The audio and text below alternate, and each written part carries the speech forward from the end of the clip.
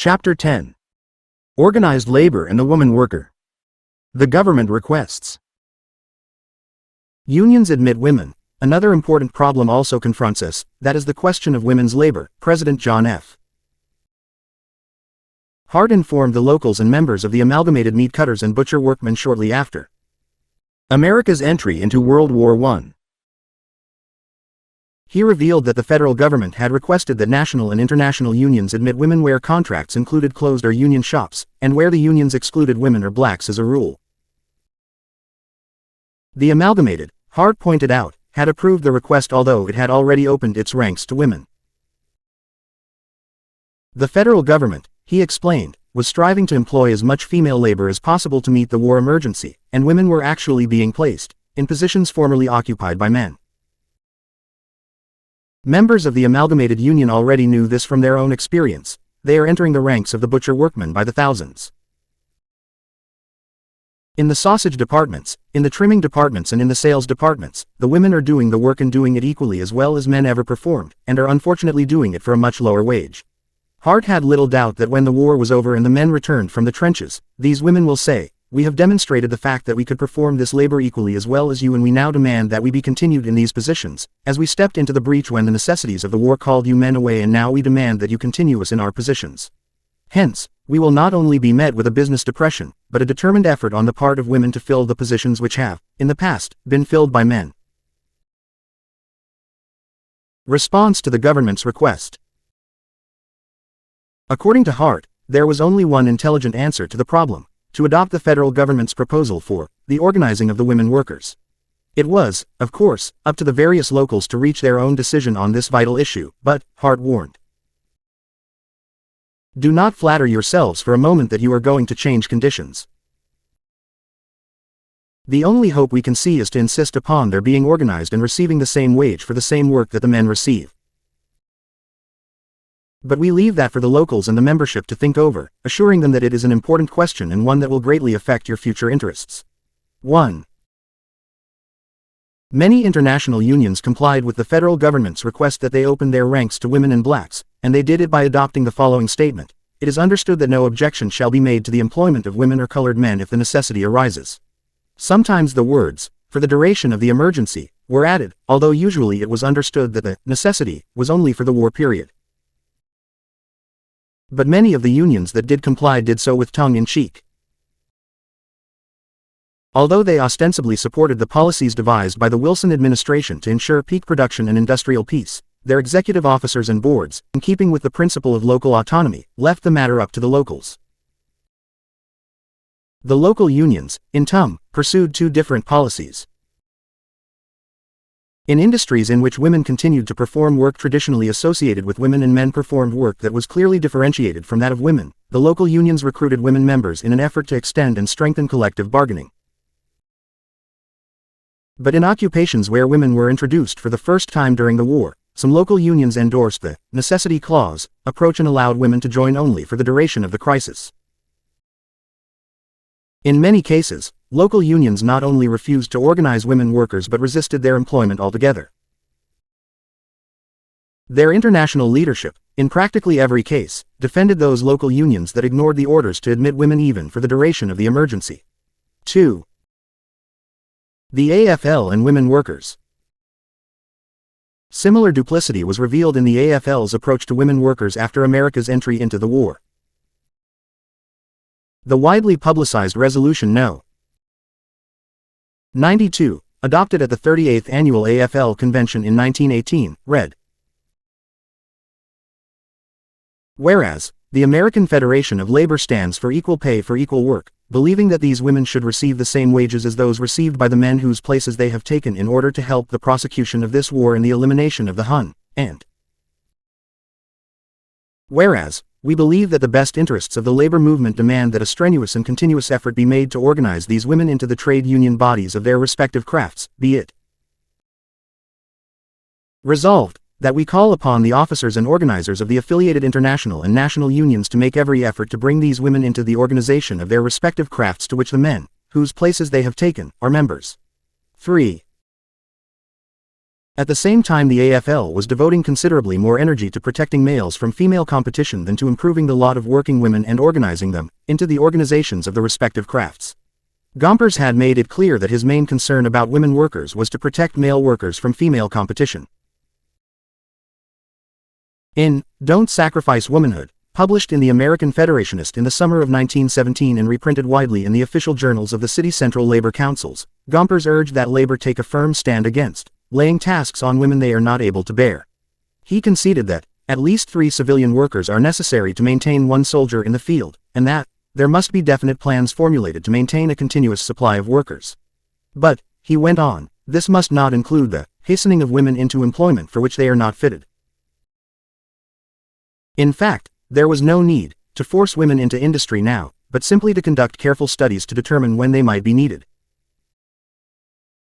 Unfortunately, he warned, a skillful campaign was underway for rushing women into all kinds of employment, and horror of horrors.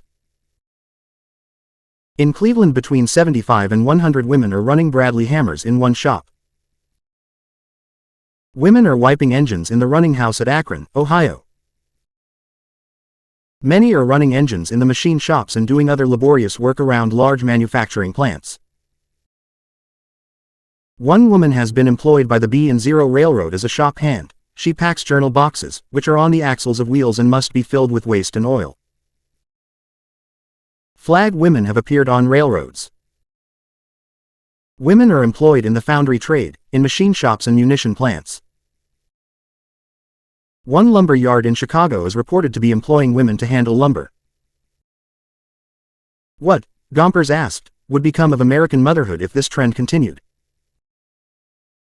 Certainly, the first requirement of the day was to have all women seeking employment obtain physician's certificates testifying to their ability to do the type of work previously performed exclusively by men. 4. Gompers urged each international union, in which there are many women members, to place his "Don't Sacrifice Womanhood" message in the hands of the secretary of every local union of women wage earners throughout the country, in order to influence them not to abandon their traditional occupations and seek to enter those primarily suited for men. The October 1917 issue of the American Federationist featured an article by Gompers urging that women be brought into factory work slowly with due regard for their fragile nature, and suggesting that a committee be formed to determine the jobs from which they should be excluded.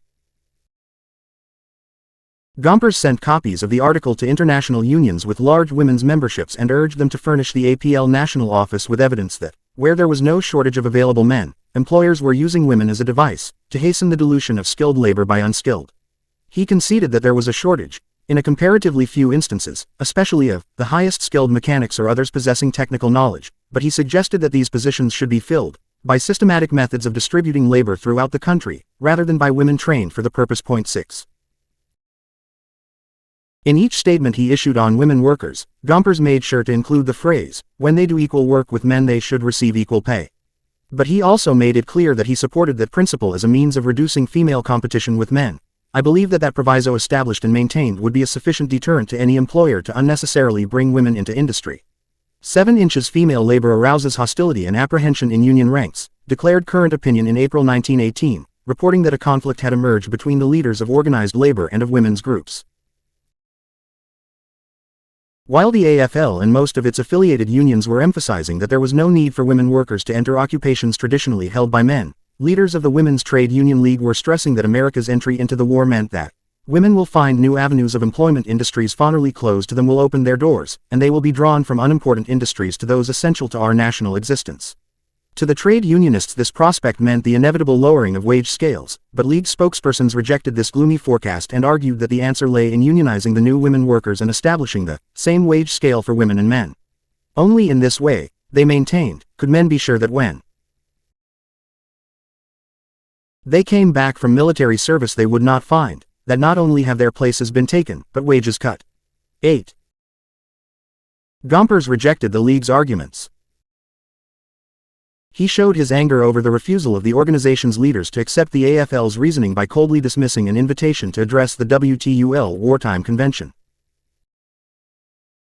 At his suggestion, the AFL similarly rejected a proposal from women unionists that the Executive Council be expanded to 13 members, 2 of whom would be women, a rebuff that was criticized by the federal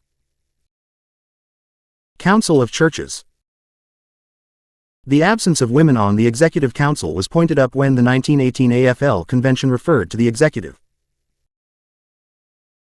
Council for implementation of a resolution calling upon the officers and organizers of the affiliated international and national unions to make every effort to bring these women into the organizations of the respective crafts to which the men, whose places they have taken, are members.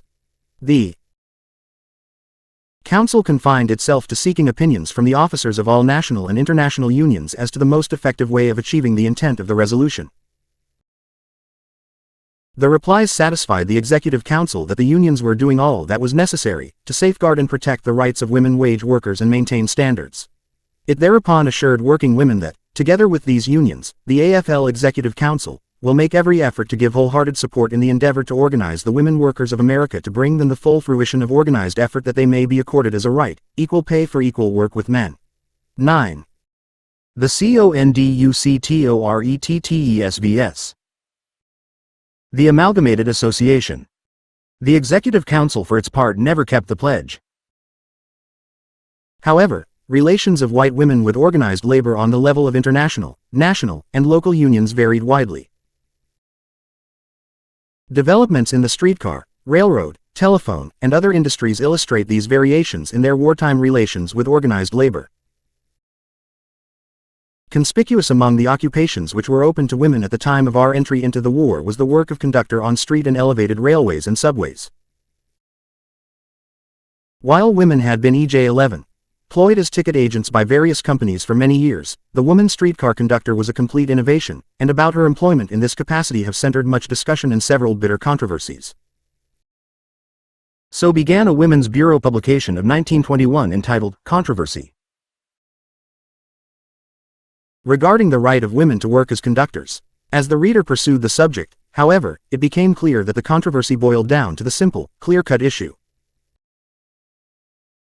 between the men on the one hand who wished to maintain the work of streetcar conductors as strictly men's work, and on the other hand the women who had proved that they could do the work well, and who were not ready to accept their exclusion from an occupation where the pay was good, and the hours and working conditions no more unsatisfactory than in many other occupations considered to come within the sphere of women's activities. 10. The catalytic agent in the dispute was the Amalgamated Association of Street and Electric Railway Employees of America, affiliated with the APL.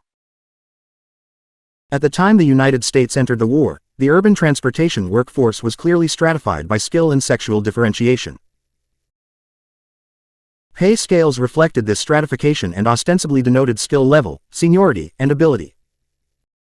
Motorman and conductor were the highest jobs on streetcar or train systems. Below these positions were those of the clerks, track and section men, ticket sellers, cashiers, car barn workers, and car service workers, who cleaned and maintained the equipment. The jobs to which women had been admitted before World War I were those of ticket sellers, cashiers, and car cleaners. The jobs of motorman and conductor were classified as open only to males and were guarded jealously by a collective male egoism that extolled virility and physical stamina. 11. During the last months of 1917, streetcar managers in the larger urban centers began to explore the possibility of recruiting women workers to fill vacancies on the applicant lists for the car crews, where women had not previously been employed, and to employ women as extras, to replace motormen and conductors who volunteered or were drafted. Rumors of the impending employment of women brought an immediate protest from the organized workers of the industry, who were almost exclusively male. 12. Slightly more than half of the workers in urban transportation were organized, and the major collective bargaining agent was the Amalgamated Association of Street and Electric Railway Employees, whose president was William D. Mahan. The only other, organized, workers were those represented by company unions or employee representational plans. The Amalgamated Association was one of the national trade unions that responded affirmatively to the federal government's request that the unions admit women, and agreed at the national level to admit them as a necessity. But its executive board adopted a two-faced policy on the issue. In May 1918 it held that the association is unalterably opposed to the employment of women in the occupation as either motormen or conductors. The union was hostile not only to the immediate employment of women on the cars, but also to any protective legislation that would modify working conditions so as to open the positions to women workers. Streetcar managers who sought to employ women conductors, said union officials, did so with the express intention of holding down wages in order to maximize profits under the guise of wartime emergency conditions. 13.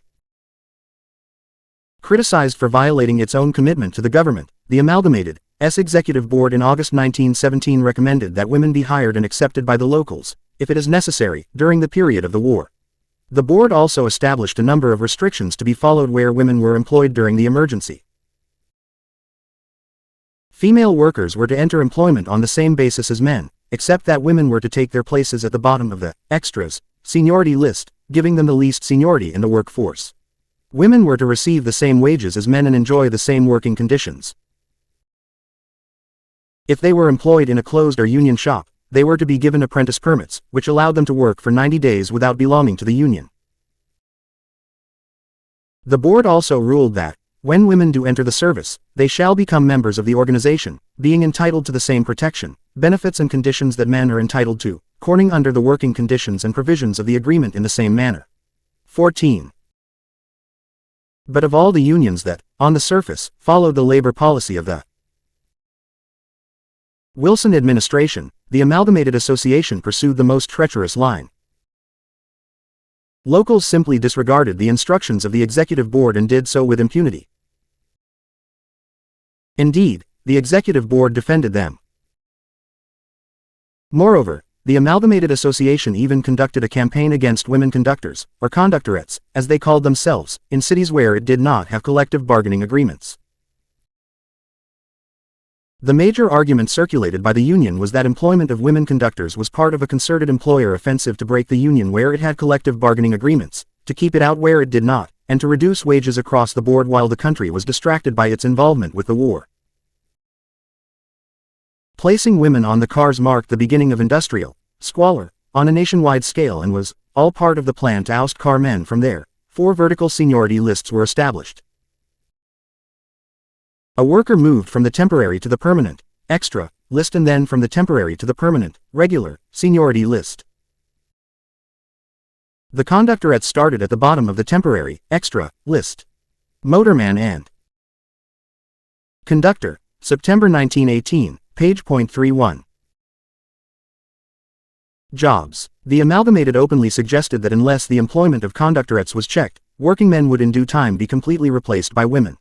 1 foot. Keep the girls off the cars, a poem in the Motorman and Conductor of August 26, 1918, put the arguments in verse form.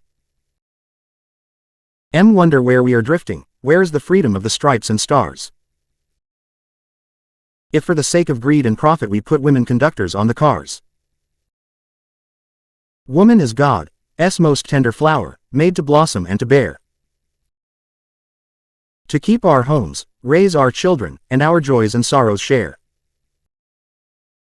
She was made by God the weaker, like a vine on man to lean. She was meant to work like her nature, tender, sweet and clean. Now, when the railway kings for greed and gain would cover womanhood with scars. Pray God to protect and keep our women off the cars. 16. In this campaign against conductorettes, the Amalgamated Association received the cooperation of government agencies. James M. Lynch, member of the New York State Industrial Commission, claimed that the employment of female conductors on New York City's streetcars would lead to violence, and asked, "How do you think a man will feel who, unable to find a job, boards a car and is obliged to hand his nickel to a woman?" That is the problem in a nutshell. There is dynamite in it. 17. The Department of Labor cooperated with the Amalgamated Association by complying with its request to send an investigator to study the use of conductorettes on New York City's streetcars. The union then widely publicized the investigator's findings that the operation of the streetcars is one of the last occupations which women should be hired or forced into. 18. The Labor Department's report admitted that the women conductors in New York City, about 30% of the conductors employed by the New York Railway Company and 21.7% by the Brooklyn Rapid Transit Company, were receiving the same wages as men, but it charged that the employment of women is responsible in a small part for the fact that wages of all employees of the operating department have not increased as rapidly as have wages in other industries. What the other industries where was not detailed. While conceding, too, the comparative lightness of the work, the report stressed the long hours and the necessity for the conductorettes to be constantly on their feet. 19 inches. There is no more reason why a woman shouldn't stand on her feet than anyone else, a woman conductor who had left a sedentary place as a dressmaker told a reporter. Sitting all the time is not good for you, you don't exercise your muscles. Women don't have exercise enough, and if they had more they would have stronger children. This last was in reply to the Amalgamated Association's lament that the conductorettes were doomed to produce a string of weak children. 20. The Amalgamated Association did not, of course, publicize such replies to the report. Nor did the union answer the arguments of the conductorettes that steady work and higher wages, needed to meet the wartime inflation, made conducting attractive. Wages for conductorettes averaged about a third more than those of traditional female jobs. 21. Since the Labor Department investigation did not result in the dismissal of New York City conductorettes, the union next publicized reports that the women were engaging in gross immorality in the car barns at the end of their runs, were frequenting nearby saloons, and were returning to their cars, intoxicated. Women conductors have been seen in these saloons at all hours of the day and night. Sometimes they have been alone, but on many occasions were accompanied by men. It was not uncommon too, the reports went on, to find the woman conductor and the motorman embracing during part of the run, letting the car find its own way. 22. A number of trade unionists who shared the Amalgamated Association's hostility to the entrance of women into male-dominated occupations, called for a grand jury investigation of the immorality charge. To the chagrin of these male supremacists, the grand jury investigation found the women conductors to be working earnestly and honestly in their new occupations to make a living. 23. This finding also helped answer a common charge that the conductorettes worked not because they had to, but because they wanted, to escape their home routines or earn pocket money for personal luxuries. 2. In December 1918, Department of Labor investigators interviewed 33 Detroit women who had left positions as janitresses to become conductors in order to discover the reasons motivating the change. Of the 33, 18 supported dependent parents, husbands, or children, and made it clear that the higher wages as conductorettes had motivated the change. In another Detroit survey, it was revealed that 120 women conductors supported 154 dependents. Maureen Weiner Greenwald, Women, War, and Work, The Impact of World URI on Women Workers in the United States. Westport, Con. 1980 p. 155. The Case of the Cleveland Conductores. At the beginning of August 1918, the U.S. Employment Service announced a shortage of 36,000 skilled workers for Northern Ohio. The Cleveland Street Railway Company (CSR) hired 190 women conductors at the end of the month, on the basis of an estimated shortage. The company's official explanation was that there were not sufficient male workers to fill the vacancies, and that the war emergency required the hiring of women. The women were given a short period of training and placed on the seniority list as extras to fill the car crews as needed. 25. The employment of the women conductors was immediately challenged by the male membership of Local 268 of the Amalgamated Association. The union disputed the company's claim that male workers were unavailable and threatened to strike unless the women were dismissed. However, it agreed to a compromise under which the women would be allowed to continue on the job while the Department of Labor investigated the alleged shortage of male workers in the Cleveland area. Meanwhile, Local 268 not only refused to admit the women conductors into the union but rejected their participation in any discussion to determine their future. It was able to convince the Department of Labor to ignore the women as well. The Labor Department sent Henry B. Dielman and Margaret Rusanowska to Cleveland to confer with the company and Local 268 to determine the validity of the company's decision to hire women workers. After reviewing the company's hiring records and the records of its employment agencies, the investigators reported that there was no real shortage of male workers. It conceded that the turnover rate of the CSR's workforce was high and that the dismissal of the women would cause a lowering of standards, since their replacements would not be of a high caliber. Nevertheless, the report concluded that the labor situation in Cleveland did not warrant the employment of the women. It recommended that they be dismissed and their places filled by male workers. 26. Originally, the two investigators recommended that the women conductors be retained for the time being, since their release would have crippled an already inadequate transportation system. But 3 weeks later, on September 21, they reversed themselves and recommended termination of the conductorettes by November 1, a reversal that the Cleveland News termed a minor mystery. 27 inches the most logical explanation for the termination order, writes Ronald M. Benson in a study of the Cleveland controversy, is that the union convinced the Department of Labor that the continued presence of the women on the streetcars would lead to a serious disruption of service, possibly a citywide walkout by the car men. 28. The report issued by the Department of Labor was immediately challenged by the women themselves. At a mass meeting of all the women workers on the cars, the Association of Women Street Railway Employees was organized and Laura Prince was elected president. A former secretary of the Cleveland Waitresses Union, Prince had had trade union experience before becoming a conductorette, so her choice as president was logical. An executive committee was chosen to speak for the women and to formulate a strategy to defend their jobs. The association appealed to Secretary of Labor William B. Wilson to prevent their dismissal, on the grounds that they are responding to the government's call for women to seek employment in essential occupations. The women sought a hearing before the National War Labor Board. 29. In a detailed statement to the public and the government, the Association of Women Conductors pointed out that shortly after the declaration of war the federal government had requested women to fill jobs in essential occupations. The 190 women who answered the job notices of the CSR did so for patriotic as well as personal reasons. They were doing their bit for victory, they said. Secondly, the women blamed both the company and the union for their current plight. It was illegal, they declared, for the company and the union to agree to submit the issue to the arbitration of a government investigatory body, since the women had been excluded from any discussion of their own fate.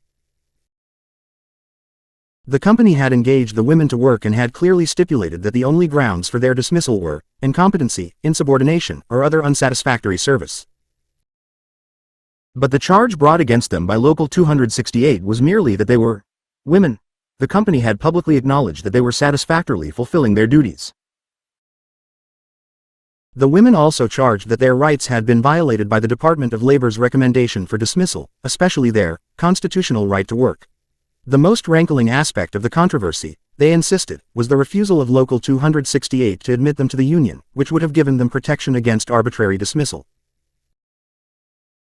But the union's approach to their request to join was that they had disregarded the contract between Local 268 and the company, under which no women could be employed, and that they had no right either to the job or to union membership. 30. Women's groups found another aspect of the controversy in Cleveland irritating. The executive board of the Amalgamated Association boasted publicly that it had complied with the Wilson administration's request that women be organized for the war emergency and covered by the collective bargaining contracts, and the AFL Executive Council even pointed to the union in justifying its claim that the various national and international unions were making genuine efforts to organize women workers. But the Amalgamated stood behind Local 268 in Cleveland from the beginning of the dispute, reserving its criticism for the women conductors. As they moved to gather support for the conductorettes, women's groups were quick to point to this duplicity. The National Women's Trade Union League and local leagues, suffrage clubs, feminists within and without the labor movement, and men sympathetic to the women's cause eagerly lent their support to the Women's Association. The move to dismiss the Cleveland women workers was seen as a crisis in the women's struggle for economic independence, a fight for the right to work and their equal opportunity with men. 31. The entrance of feminists and suffragists into the dispute infuriated the Amalgamated Association. The union had supported the suffrage amendment 32 and felt that for it to become the target of attacks by feminists was hardly a fitting reward. It explained, however, that its critics were not really the sound-minded advocates of women's rights. This controversy has been taken advantage of by sensationalists, sentimentalists, anti-unionists, and low-wage advocates, who have shed oceans of tears over a denial of women's rights. This distorted clamor over women's rights was the work of the half-baked equality chanter, and the inexperienced social reformer, who, if the truth were known, did not come from the working class at all. 33. As the November 1 deadline approached, Local 268 refused to modify its demand that the women conductors be dismissed. Since it was not clear when the War Labor Board would reach its final decision, the local stepped up its pressure for the women's immediate removal, threatening to strike if they were not dismissed.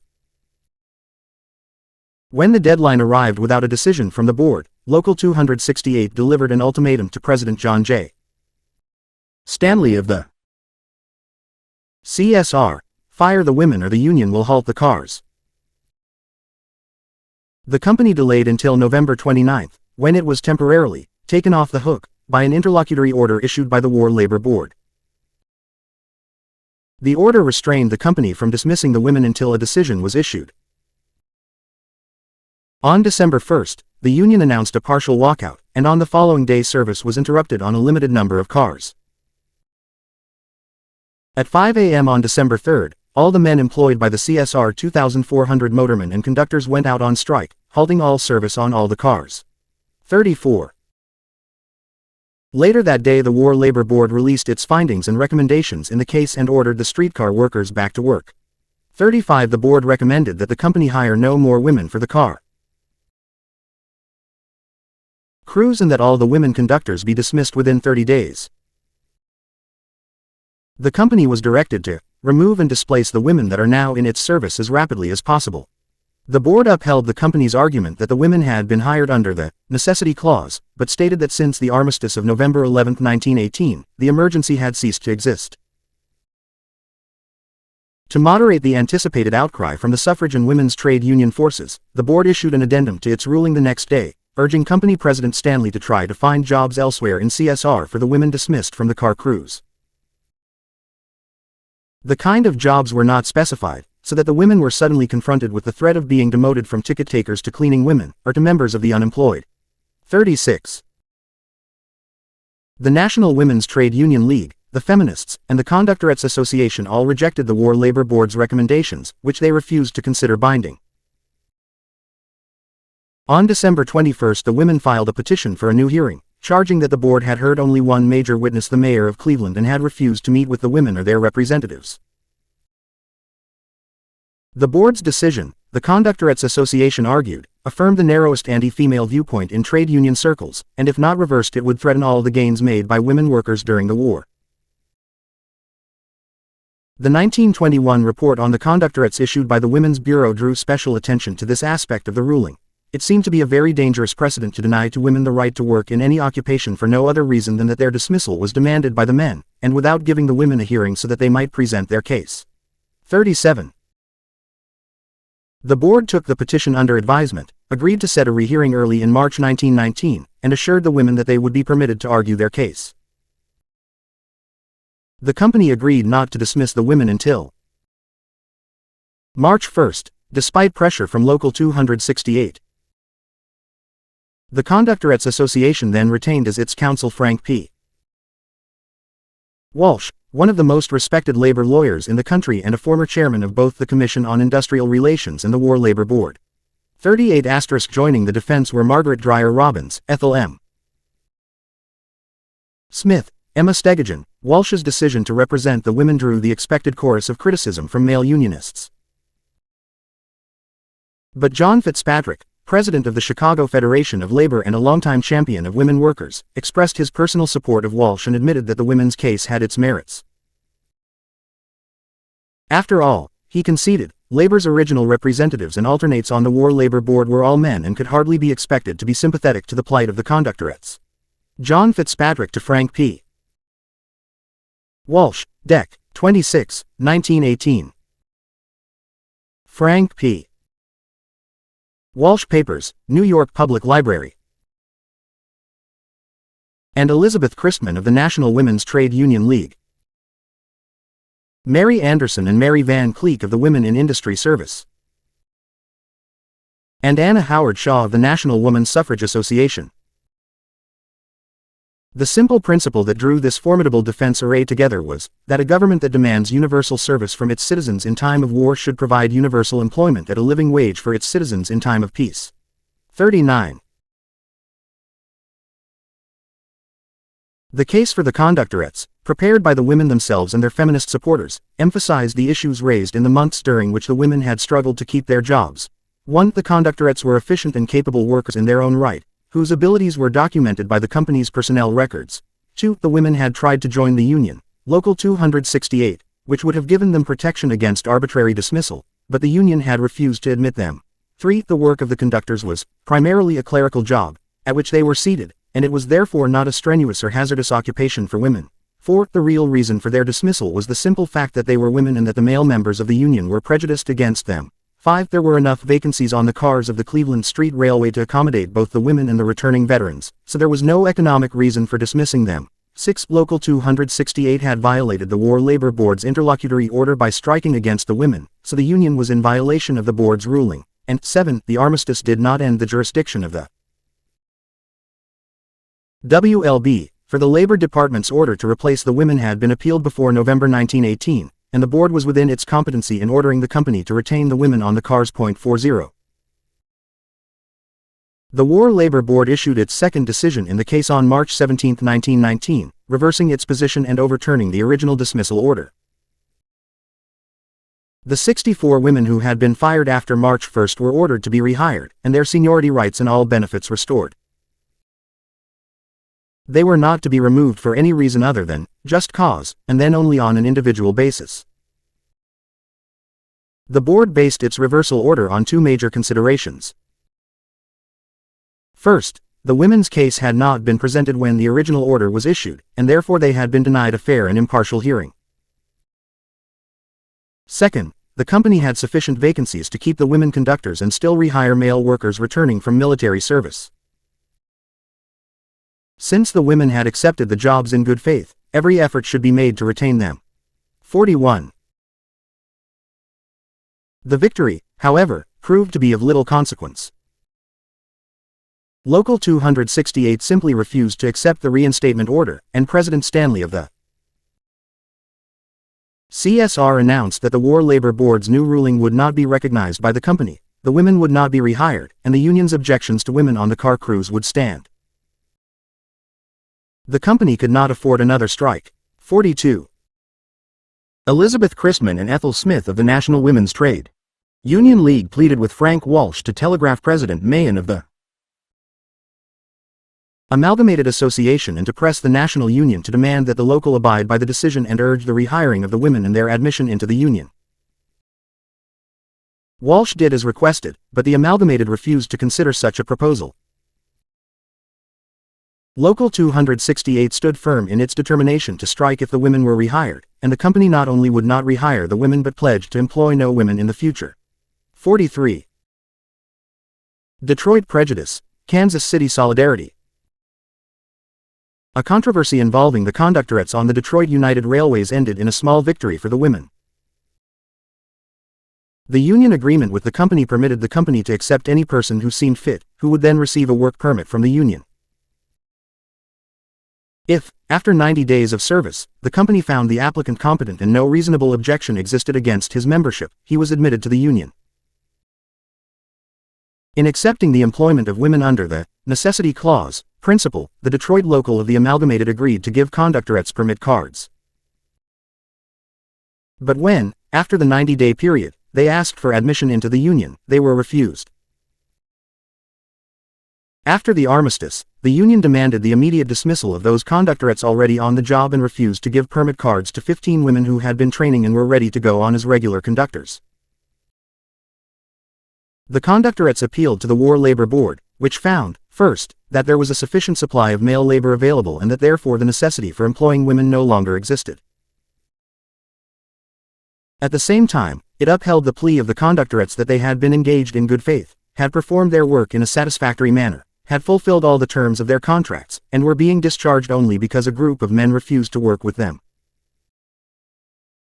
The union, the board ruled, must be content with the continued employment of women now with the company, as long as they wished to remain, and must issue permits to the 15 who were ready to work as conductorettes. Since the union did not challenge the board's decision, the Detroit conductorettes were able to work as long as they wished, even though the union never did issue the work permits.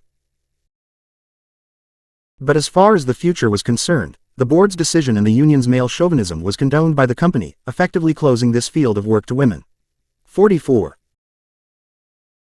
Not even the unstinting support that the conductorettes already in the union gave the amalgamated in its June 1919 strike for better working conditions persuaded the Detroit Union to rescind its bar against women's employment and union membership. 45. Only in Kansas City, Missouri, were the conductorettes really successful, and that was the result of special conditions in that community. A strong tradition of labor cooperation, uniting male and female workers, existed in Kansas City before women were introduced as streetcar conductors.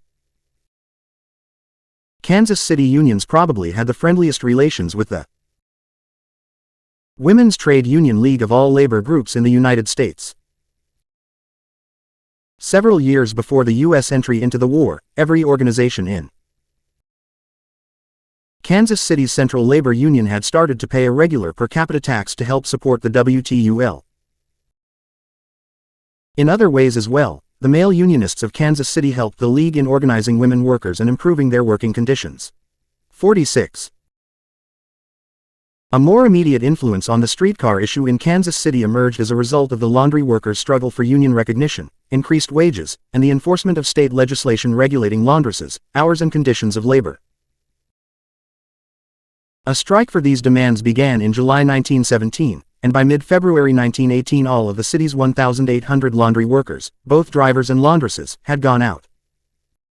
Near the end of March the laundry owners had still refused to yield, and workers in Kansas City, both organized and unorganized, called for a general work stoppage on March 27. On that day, the most important general strike of the war period began as nearly all segments of Kansas City's working population, including streetcar employees, went out in a citywide action. The strike lasted a week and ended when the laundry owners agreed to grant the workers the right to organize, and also agreed to continue negotiations on the other demands. 47. Although the laundry workers did not win any new concessions, the solidarity of labor in Kansas during the laundry workers' strike set a pattern that developed further when women were introduced as streetcar conductors by the Kansas City Railway Company. At first, to be sure, the Kansas City Local of the Amalgamated Association threatened to strike if women were employed, but convinced by the Women's Trade Union League and other unions in the city, the Amalgamated Local reversed itself and announced that the only useful route for both men and women was through labor solidarity and equal treatment. The union men welcomed women into the local and insisted that the guaranteed minimum pay of the women be raised to equal the guaranteed wage of the men. When the Kansas City Railways Company refused to accede, the conductorettes, supported by the men conductors, appealed to the War Labor Board. The board directed that women employees shall receive equal pay for the same work, and the guaranteed minimum for women shall be increased from $60 to $70 per month, as now obtains in the case of men. The board's decision, Valerie J. Connor observes in her study of the National War Labor Board, reflected the harmony between the sexes by granting absolute wage equality, in uncompromising and direct language which the board had never used before and would not use again. The board's decision actually reflected the harmony between the sexes, which had emerged in the Kansas City labor movement as a result of some of the sharpest struggles of the war years. 48. How other unions reacted to women workers. The story of the conductorettes during World War I reveals that relationships between men and women workers varied, even within one union, from place to place and local to local. Nor was the Amalgamated Association of Street and Electric Railway Employees of America the only organization in which this contrast existed. To prevent women from being used to undermine the craft, the International Association of Machinists passed a resolution in April 1917 to organize women into their union, permitting them to organize with men or in separate locals as specialists and helpers. By June 1918 women made up nearly 12,500 of the 229,500 IAM members.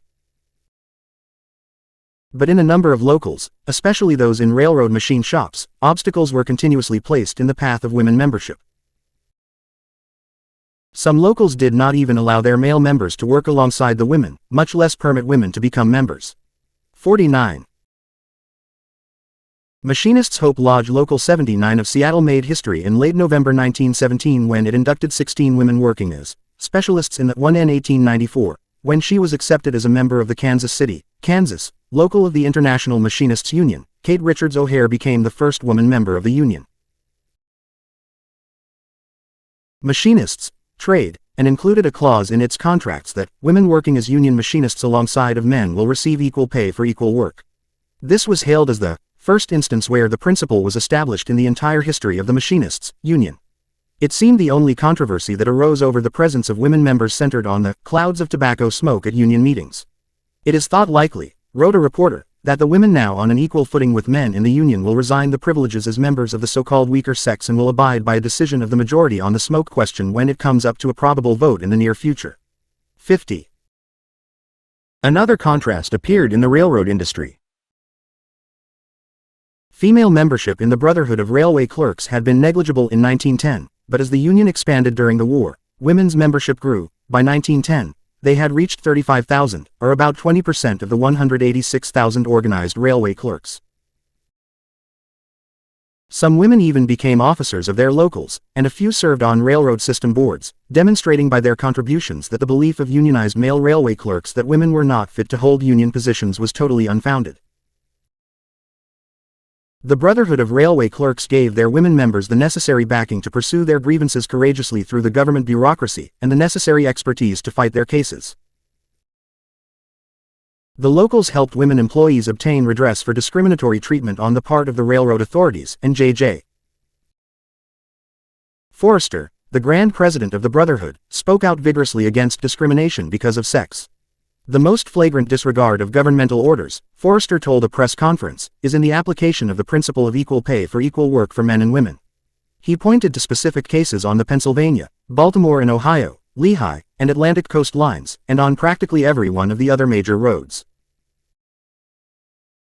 He cited the case of a woman employee on the Atlantic Coast line who had been in the company's service for 7 years and whose ability was highly rated, but who was earning only $84 a month for work for which men with lesser service and experience received $130. When he intervened on her behalf, Forrester reported, he was told by a company official that although she worked as well as any man, she is a woman, and women never did, and, so far as I am concerned, never will receive the same pay as men. Well, Forrester told the press, the Brotherhood of Railway Clerks is not going to let this attitude prevail. Drawing attention to the phenomenal increase in women members, he conjectured whether it might not soon be time to change the union's name to the Brotherhood and Sisterhood of Railway Clerks. 51. On the other hand, the Brotherhood of Railway Cannon showed no interest in organizing women workers, even white women. Throughout the war, the Brotherhood made it clear that it desired only white male car cleaners as members. 52. While there were many unions who followed the lead of the Brotherhood of Railway Cannon, there were not a few others who modeled themselves after the Brotherhood of Railway Clerks. Not long after America's entry into the war, Butchers and Packing House Employees Local 186 reported that it was not entirely masculine in its gender. Not only were women being initiated into full membership along with the men, but the local was seeking women workers in the packing houses as members. In order to encourage them to join, the women were not charged the customary initiation fee and pay only half dues. 53. The Journeyman Barbers International Union was the AFL organization claiming jurisdiction over the entire barber industry. It had refused to interfere with a decision of the Seattle local union rejecting the application of women barbers for membership. The Seattle Central Labor Council decided to act. It announced that women barbers shall not be denied the right to organize and become affiliated at least locally with their unions. Not only did the Central Labor Council vote to grant affiliation to the Union of Women Barbers, awarding it a charter directly from the council, but it furnished the new union with a union shop card with which to attract the patronage of union men. Heartened by this recognition, the Seattle Lady Barbers Union launched a campaign to unionize women barbers, 100%. Within 4 months, the union's delegates to the Central Labor Council reported that the local had achieved its goal. 54. The telephone operators. The enrollment of thousands of telephone operators in the International Brotherhood of Electrical Workers, and the remarkable unity displayed by women and men in the telephone industry during the war, furnished probably the strongest evidence after the example of Kansas City, of a developing alliance of the sexes. It certainly marked a complete turnabout in the approach of the brotherhood to the telephone operators. Throughout the opening decade of the 20th century, the IBEW had maintained a policy of indifference or outright hostility toward the operators. In general, the official attitude was that since the operators were usually very young women, inexperienced in the philosophy of trade unions, they would strike at the drop of a hat and involve male brotherhood members in almost continuous troubles. Moreover, since the job of telephone operator was viewed merely as a temporary occupation, an expedient to get spending money, until the women could marry, it was subject to a constant turnover, so it was pointless for the brotherhood to spend time and money on organizing campaigns. In addition, there was the fact that the number of telephone operators had risen from 19,000 in 1900 to 98,000 in 1920. The male-dominated IBEW feared that an effective unionizing drive would bring in so many women that the operators would become a majority and gain control of the international union. The IBEW Executive Board may have put it rather obscurely, but its meaning was clear when it declared, "We think there can be no rule of ethics or human rights which requires men handling the sting of electricity to submit forever to the rule of telephone operators in their methods and conditions of work." To meet this threat, the IBEW herded the telephone operators into sublocals Oflinemen's locals, with little autonomy. When the women became dissatisfied with second-class citizenship, and pressed for full recognition of their rights, the IBEW agreed to a compromise. Operators, locals were chartered directly, but they paid only half the men's per capita dues, consequently they had only half the voting strength of men's locals at IBEW conventions. 55. Their power may have been limited compared with the men's, but the operators did begin to organize. In 1912, under the leadership of Julia S. O'Connor, the first permanent local of telephone operators in the country was formed in Boston as a sublocal of a lineman's IBEW local in that city. The following year it won a strike against the New England Telephone Company for a union agreement, and the success in Boston helped achieve rapid unionization among telephone operators in Lynn, Springfield, Worcester, New Bedford, Framingham, Fitchburg, Salem, Lowell, Lawrence, Haverhill, and other Massachusetts cities. Before the United States entered World War I, telephone operators were unionizing in Maine, New Hampshire, and Vermont, and as far west as the Rocky Mountain states. 56. After America's entry into World War I, the "Hello Girls" really flocked into the Brotherhood's operators, locals. A report from the Pacific Coast in August 1917 read, "In 1 month of existence as an organization, Telephone Operators Local Number 42A has perfected virtually a 100% union, only a few of the operators employed by the Pacific Telephone and Telegraph Company remaining outside the union, and these few with their applications pending." The union now has a membership of over 900, following the initiation last Saturday night of 98 new members. 57. Telephone Operators Local 42A grew rapidly during the summer of 1917, organizing thousands of operators in the states of Washington, Oregon, and California. 58. In September 1917, the telephone operators presented the Pacific Telephone and Telegraph Company, for the first time in its history, with a list of demands and an ultimatum that promised a walkout unless these demands were granted within a reasonable time. The operators asked for a true 8-hour day, no swing shifts, union recognition and the union shop privilege, no discrimination against union activists, and the following wage scale. 1. New operators to receive not less than $1.50 per day for a period of 9 months, after which they were to receive a minimum of $2.50 per day. 2. Information, complaint, special, and B. Are experienced operators to receive not less than $2.75 per day. 3. All operators to receive 5 cents extra for each additional hour or portions of an hour of work after 6 p.m. 4. Night operators to receive 50 cents more per day than day operators. 5. Supervisors to receive not less than $2.95 per day when first put on the floor, with a 10% increase every 3 months until they receive $3.25 per day. 6. Clerks, monitors, and telephone operators to receive not less than $3 per day. 7. Double time for work on Sundays and holidays. 8. Operators to be allowed a 15-minute relief period in both morning and afternoon, without being compelled to make up the half hour. And 9. Any operator with 12 months of service to be entitled to 2 weeks of vacation with 1 week pay, while operators with 2 years of service were to be entitled to 2 weeks off at full pay. 59. The company did not bother to respond to the operators' demands and refused even to consider a federal government proposal that it submit the issue to binding arbitration. It was confident that the linemen would not join the strike that was threatened. But it miscalculated. The members of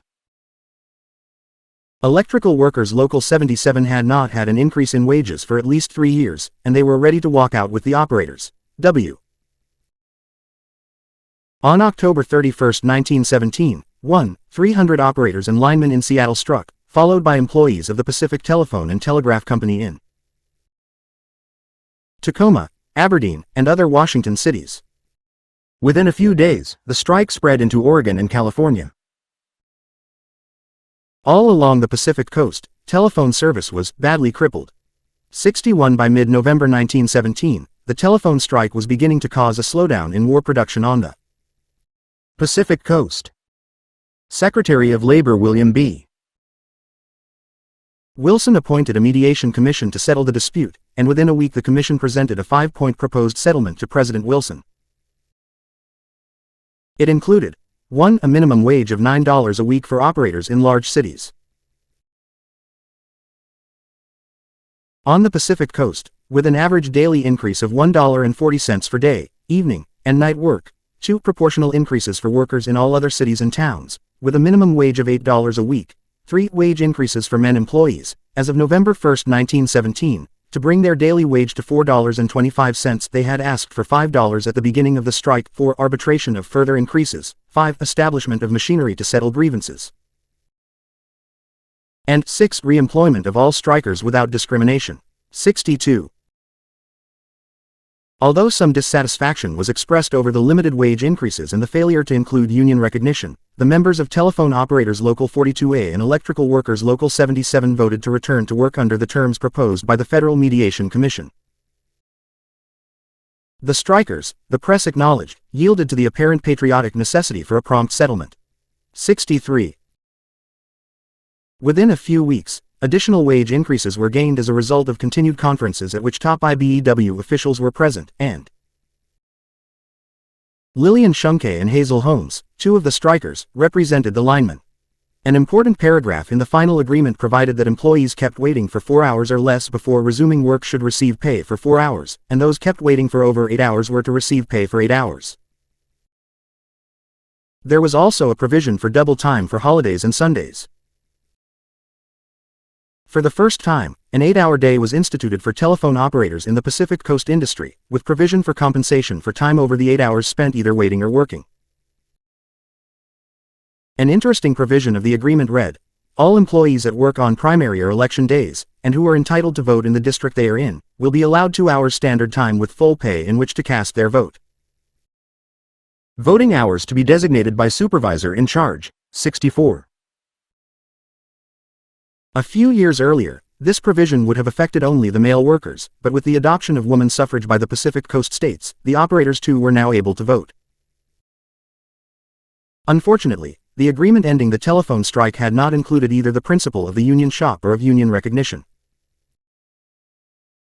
Gradually, the Pacific Telephone and Telegraph Company weeded out many. The final settlement provided that linemen were to receive $4.75 per day and telephone operators an additional 12% increase across the board. The settlement affected operators in Seattle, San Francisco, Los Angeles, Oakland, Portland, Spokane, Tacoma, and Sacramento. Seattle Union Record, Dec. 8-15, 1917, Julia O'Connor, History of the Organized Telephone Operators Movement, IHE Union Telephone Operator, Jan. Feb. 1921. Clippings are in National Women's Trade Union League Papers, Folder F, Arthur N. Elizabeth Schlesinger Library on the History of Women in America, Radcliffe College. Of the union women and replaced them with non-union operators at lower scales. Within a year all that was left was a core of union members, described as girls who have had the courage to stick by their union in the face of all opposition. 65 This Corps was soon to assume leadership of new and even greater struggles of the telephone workers. With a wartime grant of authority, President Wilson placed the entire telephone and telegraph system of the country under federal control at midnight, July 31, 1918. At that time, the IBEW had about 20,000 organized telephone workers in its ranks, but with the combined union strength of the telegraphers added to the telephone workers, the beachhead already established in the telephone industry could now be widened. Union hopes were further raised by the precedents set by the wartime nationalization of the railroads a year earlier. While the railroads were under federal operation, national adjustment boards representing management and the rail unions were established to settle grievances, and in many agreements both union recognition and the principle of equal pay for equal work had been included. 66. Unfortunately for the hopes of union telephone workers, President Wilson placed the telegraph and telephone services under the administration of Postmaster General Albert Burleson, who was decidedly unsympathetic to union organization. In fact, Burleson had already been condemned by the employees and the National Association of Letter Carriers. The Washington State Federation of Labor urged Wilson to replace him as administrator with a progressive man more in line with modern governmental policies. The Federation referred specifically to the report that Burleson had informed President James Carleton of Western Union, if the telegraph and telephone lines are taken over, the employees should not be affiliated with any outside organization. 67. Burleson stayed on as administrator, but he was compelled to appoint Julia O'Connor to represent the organized telephone workers of the country on a committee designated to investigate working conditions in the telephone and telegraph service. O'Connor, a former telephone operator herself, was president of the Boston Telephone Operators Union. She also headed the Telephone Operators Department of the International Brotherhood of Electrical Workers, was a member of the National under the Charter of the International Brotherhood of Electrical Workers. Telephone operators as well as linemen were eligible to join. But before 1912 little effort was made to organize them. The Brotherhood viewed telephone operators as flighty and likely dropouts from the Union. In 1912, however, this changed and telephone operators were brought into the Union. Philip S. Foner, IJV Men in the American Labor Movement, From Colonial Times to the Eve of World Eulerite, New York, 1979, 251-54, 469. Women's Trade Union League Executive Board, and the labor representative on the Massachusetts Minimum Wage Commission. Women trade unionists were excited about O'Connor's appointment, not only because she was a militant union leader and had worked actively with the Women's Trade Union League to help women wage earners better their working conditions, but also because the post office had, under Burleson, been backward in appointing women even to clerical positions. 68. The IBEW was having its convention at the same time that federal services were placed under federal control. The Brotherhood voted to meet what seemed to be a new and promising situation for telephone workers by establishing an autonomous department for the telephone operators, locals, with Julia O'Connor as president. 69 The IBEW convention also asked the government to raise the wages of all telephone operators a minimum of $1 a day and to institute a 6-day week for all female employees of the telephone companies. Meanwhile, through the new telephone operators department, it prepared to organize to press for these and other demands. 70. The organizing drive was launched immediately with a campaign to unionize Chicago, with its 7,000 operators. The telephone girls are organizing into one big union, the labor press reported in September 1918. 71 In appealing to the Chicago workers, the IBEW telephone department's circular pointed out that since Boston had gotten the ball rolling, they organized 6 years ago and won a strike to prevent the company from destroying the union a year later. Strikes had spread to all of New England, next to the Pacific coast and the Northwest, then to Norfolk, Virginia, St. Paul, Minnesota, Toledo, Ohio, and many other cities. Now it was up to Chicago. Compare your wages with those of organized girls. Why should a telephone operator be rated lower than a typist or stenographer? Today a girl can walk into a factory and learn to run a punch press right off the reel and she gets more money than you make after you train for weeks and weeks and work for years. The Bureau of Labor Statistics shows that the cost of living has increased 70%. Have your wages. It is true that even your wages have been increased a little but are left far below the cost of living. What is supposed to look big to the Chicago operators now was in the pay envelopes of the Boston operators 2 years ago. 12. They could have added that since they were organized in 1912, the Boston women had also won an 8-hour day, 2-week vacation, standardized pay scales with automatic increases, and improved grievance procedures. Greenwald, Women, War, and Work, p. 205. One of the arguments that was most effective in recruiting thousands of Chicago operators was the promise that the government would yield to the organized power of the operators and force the companies to grant the much-needed wage increases and improvements in working conditions. You are now government employees, the organizing leaflet had stressed, and no longer at the mercy of a private corporation. You can expect a square deal if you ask the government for a hearing on the question of your wages and conditions. 73. But events proved that Burleson had not really changed. He refused to consider the demands for wage increases and dodged the issue of union recognition by insisting that negotiations be conducted through the Wage Commission of the Wire Control Board. He then refused to allow the board to respond to the operators' demands.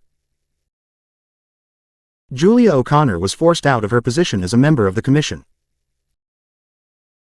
In her letter of resignation she declared that, to retain membership would amount to a serious betrayal of the rights and interests of my fellow workers. The commission, she said, was consistent in only one respect: its hostility to the organized telephone and telegraph workers. 74. It was not until the post-war labor upheaval, when a strike completely tied up telephone service in New England and threatened to spread throughout the country, that the government was forced to act. But the telephone operators had already shown in their organizing drives and strikes that they were not acting alone. The repairmen, male telephone installers, line splicers, and switchboard workers had given them full support, and the IBEW, which had displayed little interest in organizing female telephone operators, had very much changed its attitude. How far it had gone in a new direction was illustrated in the story published in the Seattle Union Record of August 31, 1918 under the heading, Electricians. Elect Woman. Miss Margaret Whitman, member of Electrical Workers Local No. 40, probably has the distinction of being the first woman to hold office in a regular, man's local, union of the International Brotherhood of Electrical Workers. She was installed as financial secretary of Local No. 40 at its meeting Thursday night. The office is a salaried one and carries with it the responsibility of handling all of the union's funds. To manage the telephone and telegraph wires during the war period, the Post Office Department established a wire control board which consisted of 3 government officials and American Telephone and Telegraph President Theodore N. Vail as an advisor. Conclusion. It is abundantly clear that relationships between men and women workers during the war varied considerably. Where women were welcomed into unions, they accepted the invitation gladly and made important contributions toward advancing the interests of both themselves and of men workers. Together they obtained better working conditions. Where they were confronted by union opposition, women defended their own special interests. Their resistance ranged in form from individual refusal to be intimidated by fellow workers to collective mobilization against hostile unions. In general, the war gave many women their first contact with highly organized, militant male workers.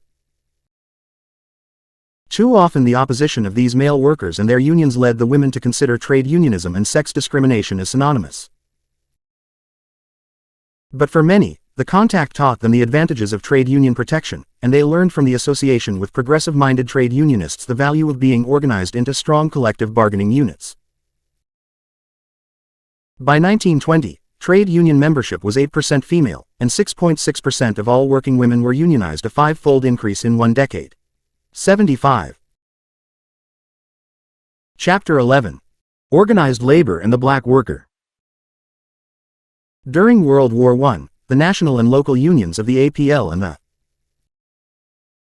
railroad brotherhoods grew rapidly, enrolling hundreds of thousands of new members, some even tripled in size. Few of these new members were black workers. The path labor should follow.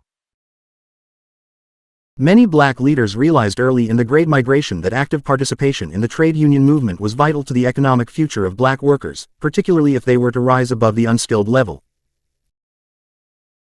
Forward-looking labor leaders also saw that an explosive situation was developing and that the only way to prevent it from detonating, with disastrous consequences to both black and white workers, was through a change in organized labor's traditional approach to black labor. The International Molders Journal warned, "So long as the Negroes remain unorganized, they will continue to be exploited and used to break down the standard of living of not only their own race, but of all men who are forced to compete with them in the industrial field." 1. The Detroit Labor News asserted that the time had come for the American labor movement to face squarely the fact that the Negro is a big factor in our industrial life and that he must be taken into account in the adjustment of our economic differences. Never again can the Negro be ignored. Unionism must welcome the Negro to its ranks. 2. The AFL was slow to respond to the problems arising from the Great Migration. The first official reaction came at its 1916 convention. The Ohio State Federation of Labor and the Cleveland Labor Federation jointly sponsored a resolution calling the delegates' attention to the emigration of Southern Negroes to Northern labor centers, which has occasioned anxiety on the part of the organized labor movement because of the danger such emigration will cause the workers in the northern states. Investigations by the resolution's sponsors had revealed that a great many blacks entering Ohio had been imported by employers for the purpose of replacing union men. The scarcity of immigrant labor indicated that the importation of black workmen was certain to continue, which meant that the black worker would be an important element in the future makeup of the northern labor market. The resolution warned that the shortage of European labor guaranteed that blacks would continue to be brought north for the purpose of filling the places of union men demanding better conditions. It called upon the Executive Council to inaugurate a movement looking toward the organization of these men in the southern states, to the end that they be instructed and educated along the lines of the trade union movement and thereby eliminate this menace to the workers of the northern states. 3. The convention adopted the resolution and referred it to the Executive Council, which passed the matter on to Gompers. Some organizers were appointed, but they made no effort to reach black workers in either the South or the North. In the first year of the migration, some AFL affiliates saw that their self-interest required bringing the messages of unionism to black workers in the South, but the AFL did not take the matter seriously. The East Street Lewis Riot. The need for the action proposed by the Ohio labor federations was dramatically illustrated even before the next annual AFL convention. Although there was a decrease in the number of lynchings between 1916 and 1917, racial violence flared up in several places, including Houston, Texas, Chester, Pennsylvania, and most notably, East Street, Louis, Illinois. Tension between whites and the black migrants over housing, transportation, and recreational facilities was a factor in the East Street Louis riot, but a more fundamental cause was the competition for jobs and wages. Black workers were imported to work at low wages though high by Southern standards, and the unskilled white workers found their own wage scales threatened in turn. When they organized a labor union affiliated with the AFL and demanded higher wage scales, the employers threatened to replace them with black labor. Due to the prevalent anti-black prejudice, no real effort was made in E. Street Louis to include black workers in the union. The number of black migrants who scabbed was never large. But when an April 1907 union-led strike against the aluminum ore company was defeated, the trade unions turned their fury against the black workers instead of against the employers. In East Street Louis, they launched a campaign not only to prevent organization of the black workers but also to bar further black migration to the city. In order to win the unorganized, low-paid white workers to T-tilde position, rumors were spread that local manufacturers planned to bring in up to 15,000 more black workers. In a widely distributed letter issued on May 23, the Central Trades and Labor Union, a federation of AFL craft unions, stated that the immigration of the Southern Negro into our city for the past 8 months has reached the point where drastic action must be taken if we intend to work and live peaceably in this community. At least 10,000 inches undesirable Negroes had entered the city, and were being used to the detriment of our white citizens by some of the capitalists and a few of the real estate owners.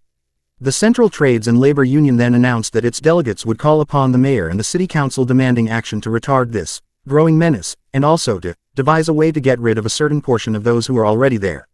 6. At a meeting of delegates with the mayor and the city council, the city officials were warned that if no official action was taken to halt the black migration, violence would be employed to accomplish this objective. After the meeting, groups of whites attacked and beat up 6 blacks. The black community, fearing mob violence, began to arm in self-defense. On the night of July L, a police car patrolling the black section of the city was mistaken for a carload of white vigilantes. Rifle fire broke out, and 2 of the policemen in the car were shot dead. When news of the attack spread through the city the next morning, mobs of enraged white residents took to the streets and began shooting, lynching, and burning black men, women, and children wherever they found them. The rioting raged for almost 2 days until order was finally restored. 7. The savagery of the East Street. Lewis race riot was incredible. It was awful. A black woman worker in East Street. Lewis wrote, "We lost everything but what we had on, and that was very little. At least 50 persons were killed and 240 buildings destroyed. Estimates of property damage ran as high as $1,400,000. It was one of the worst anti-Negro riots, in terms of lives lost, of the 20th century." 8. Shortly after the riot, the St. Louis Post-Dispatch quoted the president of the Central Trades and Labor Union of East Street.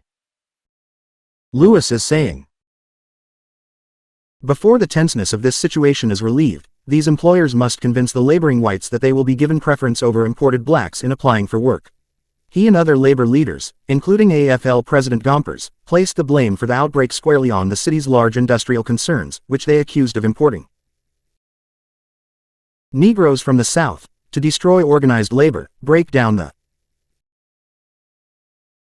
standards of labor and create strife within the state. 9. Unless this practice ceased, similar outbreaks would occur in Pittsburgh, Newark and a few other points, where Southern Negroes have been induced to go in larger numbers than can be absorbed in the industries available to them. 10. After investigating the excuse offered by the unions for the riot, William English Walling, a socialist journalist who had studied previous anti-black riots, wired President Wilson the pretext of labor invasion from the South as invalid. 11 black commentators agreed that employers were partly responsible for the riot by fostering competition for jobs and then standing back to watch the black and white workers kill each other. But they placed the blame chiefly on the racism of the white trade unions. Special investigators for the National Association for the Advancement of Colored People reported that, by all accounts of eyewitnesses, both white and black, the East Street Louis outrage was deliberately planned and executed. 12 W. E. B. Dubois, one of the 2 investigators for the NAACP, concluded that the labor leaders in East Street Louis had not purposely plotted the July riot or assumed direction of the massacre of Negroes. Most of the whites who had participated in the riot were unskilled, unorganized workers. But, he pointed out, the trade unions in East Street Louis had excluded Negro workers from their ranks, were antagonistic to black people, and had stirred up the white population against the Negroes through racist propaganda. The result was the East Street Louis riots. 13. A more recent study endorses this conclusion. Elliot M. Rudwick points out that, although labor leaders played a vital role in stirring up the white population against Negroes through racist propaganda, there is no evidence that they plotted the July riot or assumed direction of it. 14. Ida Crouch Hazlitt wrote from East Street Louis in the Socialist New York. Call. The trouble in the East Street Louis massacre was that Union men were fighting the wrong crowd. They should have been fighting the capitalists instead of their fellow workers. They should organize the blacks. This is where the American Federation of Labor has run against a snag. It has resisted their organization, but the capitalists in their rush for profits are bound to bring them in. In lieu of organization, only force and barbarity are left to the Union. 15. Stung by the criticism, the AFL officially denied that any of its affiliates in East St. Louis were to be blamed for the riot. But there is little doubt that the accusation of black spokespersons that the AFL was unwilling to get rid of its color caste and industrial junkerism caused consternation among the Federation's leaders. 16. The AFL and the black worker. At the 1917 AFL convention, 3 resolutions were proposed relating to the black labor question. 1. Submitted by representatives of the black trade unions in Virginia directly affiliated with the AFL, requested that black organizers be sent to establish more local labor unions for black wage earners in industrial communities, in cities in the South, and elsewhere. 17. The second resolution, put forth by a delegate from a black railroad local, called for the appointment of a black organizer for the nearly 15,000 black laborers on the 15 railroad lines operating in the Southeast. The delegate who introduced this proposal noted that there were only 4 black locals in existence on the entire Southeastern rail system.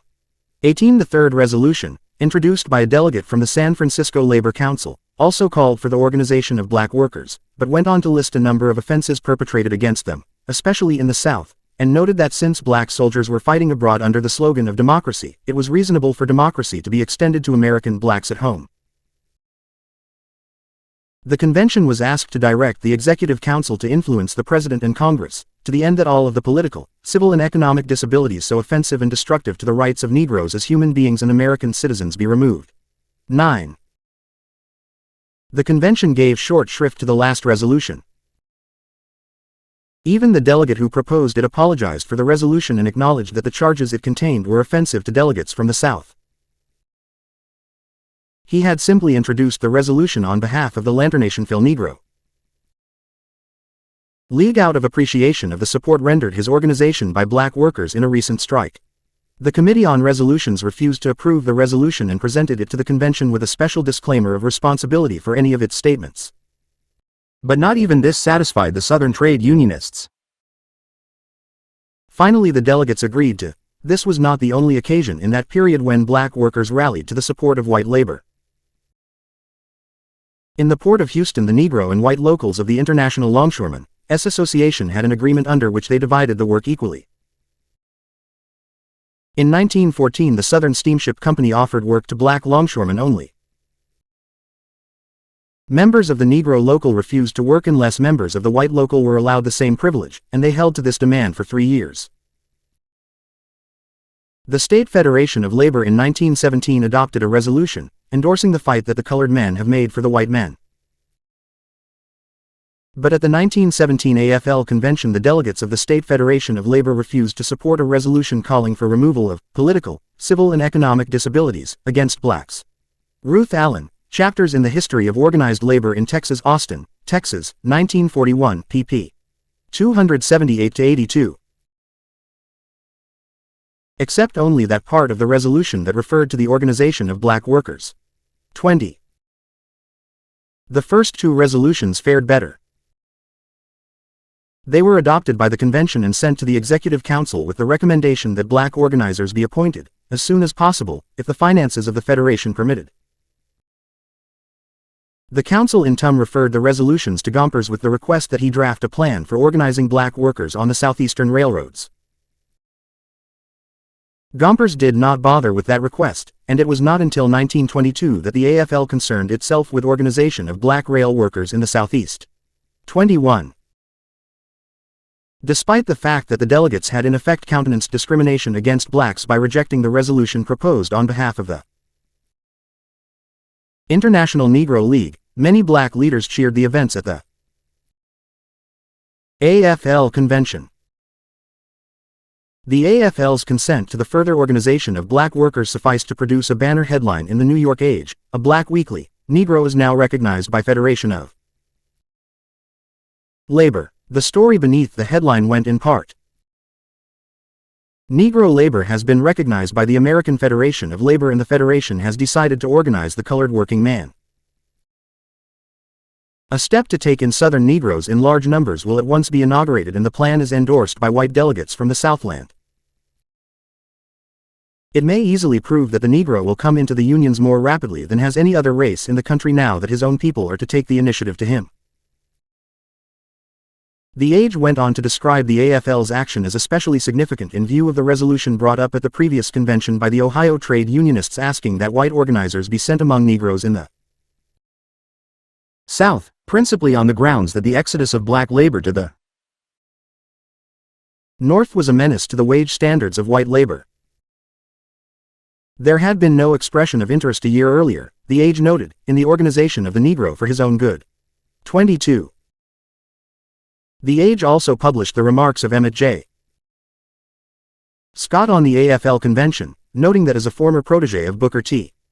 Washington, Scott would be expected to view organized labor as the enemy of the Negro people. But instead he told the Black Weekly that the action at the convention was one of the wisest, most just and generous steps ever taken by the AFL. The resolutions adopted by the convention had thrown down the bars which had been for years serving as insurmountable barriers to colored wage earners who wished to enlist in the ranks and enjoy the privileges of organized labor. This splendid action is hailed by Negro toilers throughout our country as portending complete unity of desire on the part of the organized labor movement to welcome what will prove one of its most important constituent elements. 23 feet. Many black spokesmen, and a number of white liberals, took the position that the APL had decided to strike down the color line.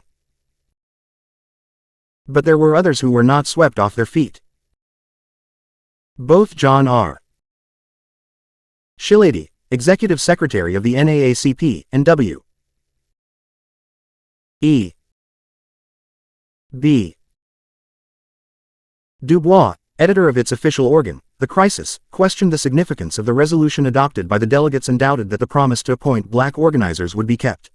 24. The fact that 4 months after the convention not a single black organizer had been appointed lent substance to the skepticism. 25. In March 1918, Dubois wrote in The Crisis, the most recent convention of the AFL is no proof of any change of heart. Grudgingly, unwillingly, almost insultingly, this federation yields to us inch by inch the status of half a man, denying and withholding every privilege it dares at all times. 26. As the author of 2 comprehensive studies surveying the relationship between organized labor and the black worker since the days of Reconstruction, Dubois knew whereof he spoke. Between the 1917 and 1918 AFL conventions, several meetings were held by a committee representing the National Urban League and a number of high-ranking Federation leaders. The two groups met to discuss the initiation of a campaign to organize blacks in various industries and trades, skilled and unskilled, North and South, government as well as civilian employees, and women as well as men. In the discussions, Gompers and other Federation officials conceded that there were affiliates that refused to admit blacks, but they repeatedly emphasized the AFL position that working people must unite and organize, irrespective of creed, color, sex, nationality or politics, and that, as Gompers put it, we, the AFL, welcome Negro workingmen to the ranks of organized labor. We should like to see more of them join us. The interests of workingmen, white and black, are common. Together we must fight unfair wages. At the time he made these remarks, Scott was Special Assistant to Secretary of War Newton D. Balser. Oswald Garrison Villard, a leading white liberal and long associated with the movement for black equality, characterized the action of the AFL convention as a momentous happening to make all of us rejoice who have the welfare of the Negro at heart. The Negro and the War, New World, January 1918-17. These studies were the Philadelphia Negro, Philadelphia, 1899, and the Negro Anason, Atlanta, 1902.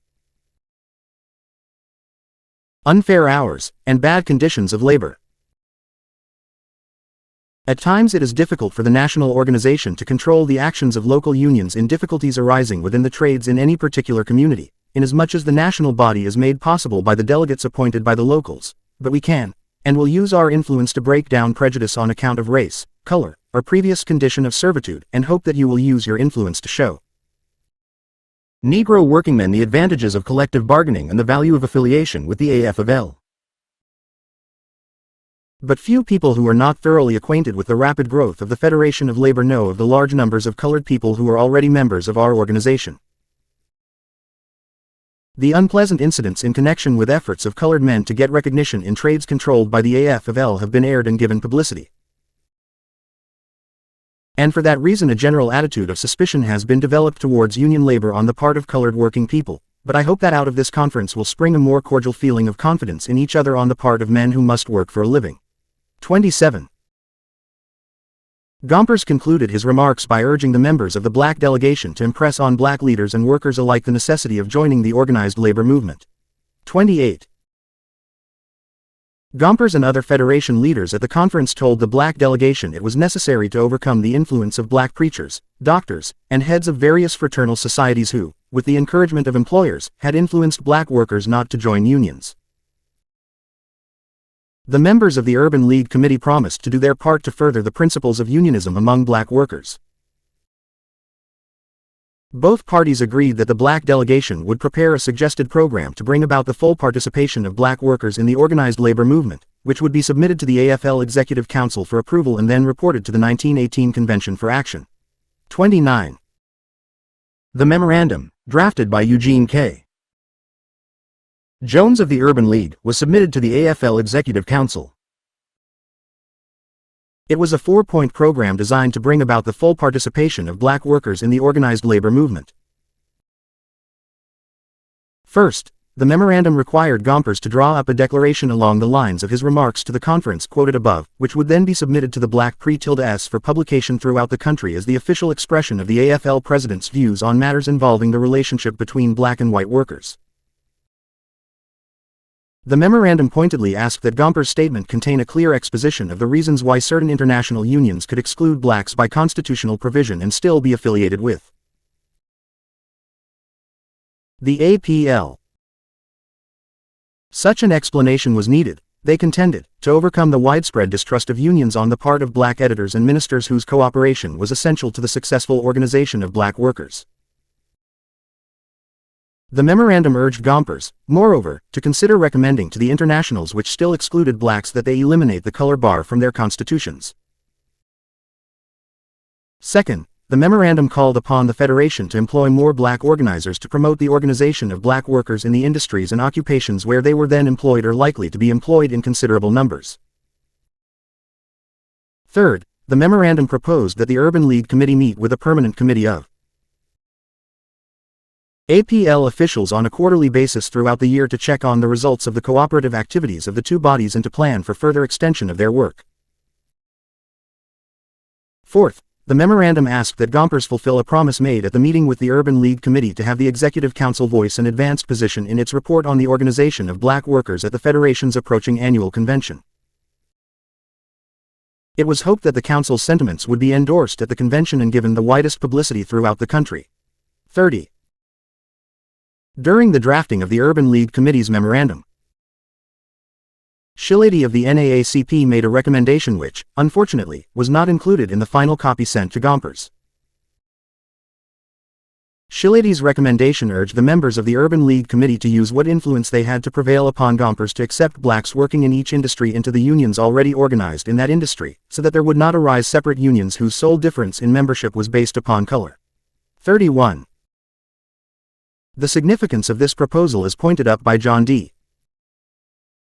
Finney Jr., who has made the most detailed analysis of the relationship between organized labor and the black worker during World War I.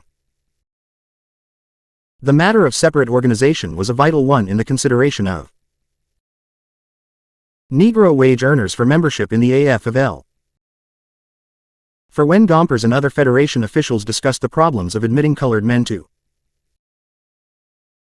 AFL affiliates, they were thinking primarily of accepting colored men in terms of separate federal or local unions and not on the basis of admitting them through the international or national unions of the different trades as white workers were accepted. The past 2 decades had clearly shown, however, that separate organization provided anything but a satisfactory type of membership for the Negro. The AFL's continuation of this policy, as Shilady correctly noted, would only serve to reinforce the growing system of Jim Crow unionism that sealed off the Negro wage earner from any meaningful role within the Federation. It is unfortunate, therefore, that the Negro leaders on the committee negotiating with the AFL did not incorporate Shilady's suggestion in their proposed scheme to Gompers. By doing so, they could have made it quite clear to him that organization apart from white workers was not an acceptable solution to the question of Negro participation in the organized labor movement. 32. The Urban League Committee's memorandum was submitted by Gompers to the AFL's 1918 convention in June.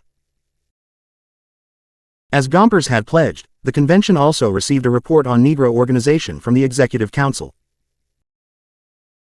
The Council's statement, however, contained nothing of any significance, nor broke any new paths on the question of black membership.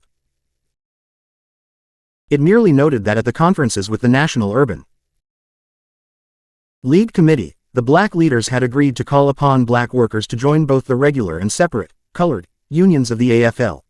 33. Actually, the Urban League Committee, while unwilling to include Shilady's proposal in the memorandum and urge the AFL to include black workers in the unions already organized, had said nothing about separate unions for blacks. The delegates at the 1918 convention referred the memorandum of the Urban League to the Committee on Organization for official consideration. That body duly reported its appreciation of the black leaders' recognition of the need to organize blacks into unions affiliated with the AFL, and recommended that Gompers and the Executive Council give special attention to organizing black workers in the future. Nothing was said to imply that the AFL had not done its duty by black workers in the past, but the report conceded that with the cooperation of leaders of the Negro race much better results can be accomplished. The report was unanimously approved by the convention. 34. The Committee on Organization had not said how the Black Leaders program would be put into effect, but the Urban League Committee was optimistic. Its optimism soon vanished. Urban League Secretary Jones kept inquiring of Gompers as to what practical steps were being planned to carry out the recommendations the League Committee had forwarded to him. At first he was informed by Gompers' secretary Gompers was too busy to respond that the recommendations had been endorsed at the 1918 convention and referred to the Executive Council for action, and he would be advised what further was being done in the matter. Months went by and still Jones heard nothing. Again he inquired, complaining that he had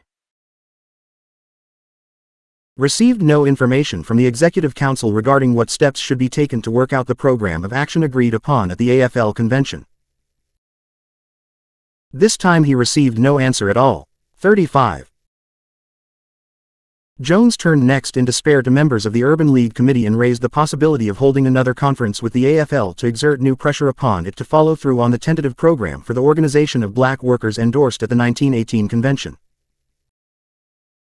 He informed his colleagues that an increasing number of complaints the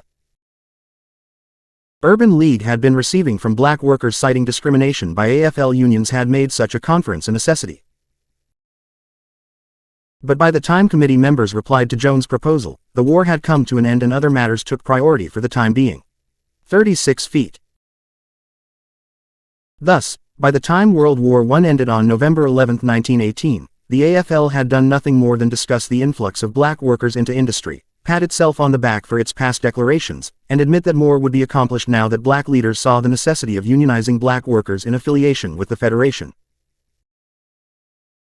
The AFL adopted resolutions without creating effective machinery to put them into operation, and silently but eloquently rebuffed the black spokesperson when he dared to inquire what was being done to implement the resolutions. Relations on the local level. Nor was the record on the local level much better. Throughout the war, evidence of discrimination by white trade unions mounted, even in federally controlled or supervised industries. In Key West, Florida, white union carpenters prevented black carpenters from working on the construction of army cantonments by charging that they were not union men. The fact that they had repeatedly petitioned for admittance or for separate charters and had been rejected carried no weight either with the white trade union or the government. Even black union carpenters were shut out of government work because of the opposition of white unionists. In Petersburg, Virginia, 36 black carpenters, all union men, were dismissed from work at Camp Lee because white union carpenters refused to work with them.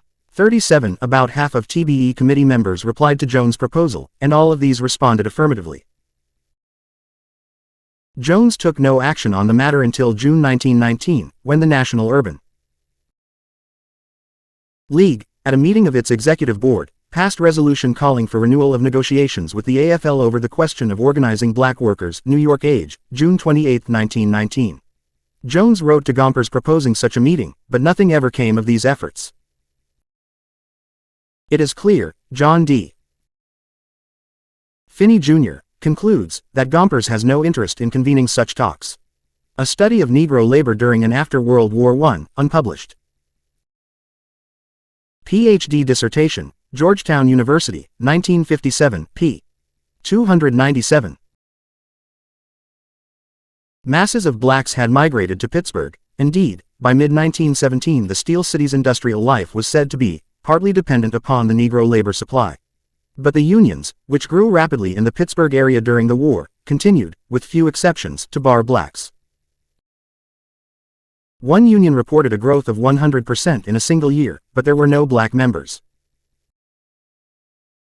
The union president claimed that efforts had been made to organize black workers, but a federal investigator found that prospective members were required to pledge that I will not introduce for membership into this union anyone but a sober, industrious white person. The investigator found that in the entire city of Pittsburgh only 2 unions admitted blacks to membership. They readily became good unionists, he observed, but the sentiment seems to be against their becoming members. 38. The Amalgamated Association of Iron, Steel and Tin Workers set the pattern of racism for unions in Pittsburgh.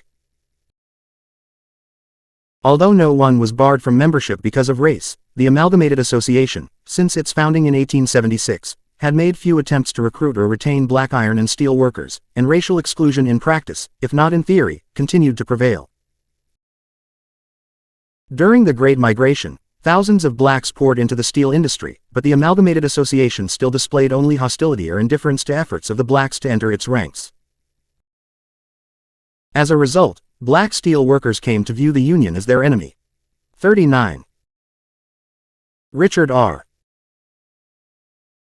Wright Jr., a black sociologist, noted in his study of the relations between black workers and the Amalgamated Association that the vicious cycle of union hostility and black anger against the Union gave the opponents of the labor movement a weapon, destined to become more and more powerful, with which to compass the defeat of those plans for the betterment of the conditions of life and work which are cherished by every laboring man, regardless of race or color. 40. As we shall see in our next volume, the 1919 steel strike proved these words to be prophetic. The Chicago Packing House Campaign. The record of the war years was somewhat better in Chicago, but even there the traditional racism of the AFL national unions and their members limited the unionization of black workers in the Great Packing House Drive. The stockyards, virtually an open shop for over a decade, had witnessed a phenomenal division of labor on, to use labor historian David Brody's play on words, the disassembly line. Until after the Civil War, the classic description of life and labor around the packing yards remains Upton Sinclair. The Jungle, NCW York, 1906J, especially pp. 35-46. Yards had entrusted the entire slaughtering process of an animal to a single worker, but by the early 20th century scores of separate, repeated activities went into the packing trade. As skills were undermined, the jobs became the domain of one or more of the many ethnic groups who crowded the packing house neighborhoods. By 1909, 43% of the workers in the 4 major centers were from Eastern European countries, over 1 Chicago worker in 10 was female, and by 1918 more than 20% of the Chicago packing workers were black. For years, most of them had been considered unorganizable. And yet, in a matter of months, they were organized, the first unionized mass production industry in the United States. 41. Impetus for meatpacking unionization came from an unlikely alliance. William Z. Foster, by this time an unattached syndicalist working as a railway carman in Chicago, later wrote of the simple origins of the movement. One day as I was walking to work, and I remember well that it was July 11, 1917, it struck me suddenly that perhaps I could get a campaign started to organize the workers in the great Chicago packing houses. 42 feet. That night Foster got the approval of the district council of his Carmen's union. 2 nights later the butcher workmen, a small craft union in the yards, agreed to the plan. On July 15, the 2 unions obtained approval from the Chicago Federation of Labor to initiate an organizing drive. Within 2 weeks the Stockyards Labor Council emerged. It was an experiment in federation embracing butchers, carmen, machinists, electricians, coopers, carpenters, office workers, steam fitters, engineers, firemen and other trades with jurisdiction in the yards. With Foster and fellow syndicalist Jack Johnston as paid organizers, with black organizers supported by the Illinois Federation of Labor, with volunteers from the Chicago Women's Trade Union League, and with 2 immigrant organizers, 1 Polish and 1 Lithuanian, supported, as it turned out, by the, as we saw in a previous volume, William Z. Foster, a member of the IWW, became convinced, after a year's study of syndicalism in Europe, that the IWW's policy of dual unionism was wrong.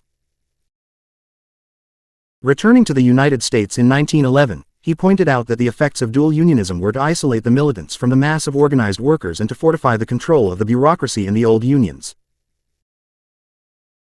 Foster proposed that the IWW should abandon dual unionism, adopt the policy of boring from within, as successfully applied by the syndicalists in France and England, and devote itself to building the militant minority in the old unions in order to revolutionize those bodies. After a lengthy debate, Foster's program was rejected by the IWW. He left the IWW in February 1912, and began the process of boring from within the AFL by joining the union of his craft, the Brotherhood of Railway. Carmen, Philip S. Foner, History of the Labor Movement in the United States 5, New York, 1965, 415-34. See also Arthur Zipser, Working Class Giant, The Life of William Z. Foster, New York, 1981, 27-37. Packers and acting as company spies, the Stockyards Labor Council slowly organized, concentrating on minority and unskilled workers.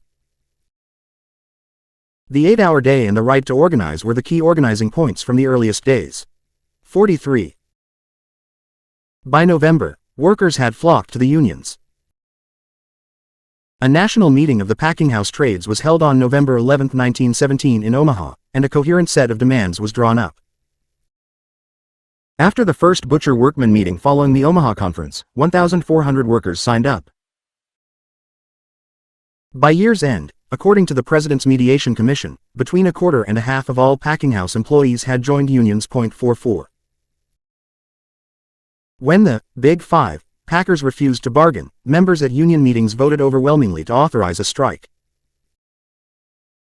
An informal national federation of stockyards unions took shape, headed by John Fitzpatrick, president of the Chicago Federation of Labor, and with William Z. Foster as secretary.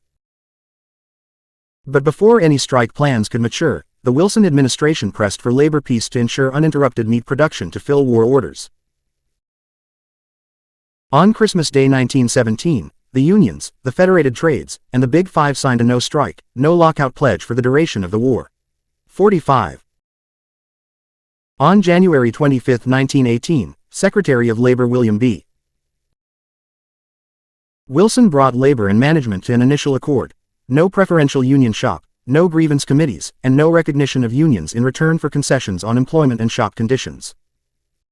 President Wilson appointed Federal Judge Samuel B. Altshuler to arbitrate all other issues. With members flocking into the unions, Altshuler held hearings in Chicago from February 11 until March 7, 1918. Having heard Frank P. Walsh, John Fitzpatrick, and rank and filers present the union's case thoroughly, and with Fitzpatrick worrying aloud that the unions will be unable to prevent a walkout if the decision is not announced immediately, Altshuler ruled on March 30. He granted, as Foster later reckoned, 85% of the union's demands, including the basic 8-hour day with time and a quarter for overtime, and a 20-minute paid lunch period. A 10% wage increase was also handed down, along with recognition of the principle of seniority in employment, banning of discrimination in employment and work assignments because of creed, color, or nationality. The abolition of arbitrary dismissal, and proper facilities for dressing rooms, lunchrooms and washrooms. 46 feet. The award was to affect packing plants in Chicago, Kansas City, Sioux City, St. Joseph, St. Louis, East St. Louis, Denver, Oklahoma City, St. Paul, Omaha, and Fort Worth. William L. Chenery, Packing House Steps Forward, Survey 40, April 13, 1918, 35-38. At an Easter Sunday meeting of 40,000 workers, Fitzpatrick announced the agreement, and added, "It's a new day, and out in God's sunshine you men and women, black and white, have not only an 8-hour day but you are on an equality." 47. Unfortunately, it did not turn out that way. By November 1918, the Amalgamated Meat Cutters and Butcher Workmen, the major union in packing house, was paying per capita to the APL for 62,857 members, over twice the number in January 1918, and tenfold that of January 1916, 48 but few of the members were black. From the beginning of the organizing drive by the Stockyards Labor Council, it was necessary to overcome the resistance of black workers to unionization, due to the fear that they would be betrayed once the organizing drive was successful. The campaign also had to overcome the efforts of black politicians and preachers who were subsidized by the packers to keep black workers from joining the unions, and even from forming a company union for black workers only. Join the American Unity Packers Union, the black agents of the packers appealed in leaflets they distributed among the black workers. This union does not believe in strikes. We believe all difficulties between labor and capital can be arbitrated. We believe in race solidarity through which Negroes can work for their salvation without anyone else interfering. As Foster later testified before an investigating commission. We realized that there were two big problems, the organization of the foreign worker and the organization of the colored worker. But we realized that to accomplish the organization of the colored worker was the real problem. We found that we had a tremendous opposition. Another major obstacle was encountered in the racist provisions of the constitutions and rituals of the stockyard national unions. Foster argued for the elimination of these barriers to the recruitment of black packing house workers, but in vain. The Stockyard Labor Council then appealed to Gompers for a solution, and he proposed that the APL award federal union charters to all black locals if no serious objections were raised by the national unions. 49. Despite their dislike for Jim Crow, locals and the weakness of the federal union structure, the Stockyards Labor Council succeeded in recruiting a substantial number of black packing house workers. Estimates vary between 6,000 and 10,000. J. W. Johnston, Secretary of the Council, affiliated directly with the AFL, the federal labor unions were the neglected stepchildren of the American labor movement. Without a national union to bargain for them, without funds to sustain them when on strike, and subject to raids by craft unions, the federal labor unions could not protect their members' interests. Their lifespan was generally brief. Repeatedly emphasized that the non-union Negro is being brought into the yards by the packers, he must be brought into the union. Many were enlisted with the promise that they would be transferred later out of the federal labor unions to the locals of their respective crafts. When the AFL unions refused to permit black workers to transfer, many of them simply dropped out of the federal unions. 50. Despite the gains won in the Altshuler Award, black packing house workers were unwilling to remain in Jim Crow unions. The unwillingness of the Amalgamated Meat Cutters and Butcher workmen to accept them on the same terms as white workers only strengthened the hands of the employers and their agents, who could thus present black workers with genuine reasons for resisting unionization. We know there are unions in the American Federation of Labor that have their feet in the 20th century and their heads in the 16th century. Secretary Johnston of the Stockyards Labor Council said in apologizing to black workers for the necessity of organizing them in separate unions. But black workers were tired of explanations, which only confirmed their belief that white unionists permitted racist prejudice to stand in the way even of their own interests. 51. Black women and the unions. The successful recruitment of women workers in packing house was a vital factor in the great victory won in the Altshuler Award. The Stockyards Labor Council, the Chicago Federation of Labor, and the Chicago Women's Trade Union League had worked effectively together in the organizational drive in which the demand for equal pay for men and women was a strong factor in recruiting women. Black women, however, benefited little, for while the unions in packing house had agreed, as we have seen, to eliminate bars against women during the war emergency, the combined efforts of the Urban League, the Chicago and Illinois Federations of Labor, and the Women's Trade Union League, accomplished little toward persuading unions to lower their color bars. Even the federal labor unions for black packing house workers were for men only. 2. This, unfortunately, was the common experience of black women workers during the war.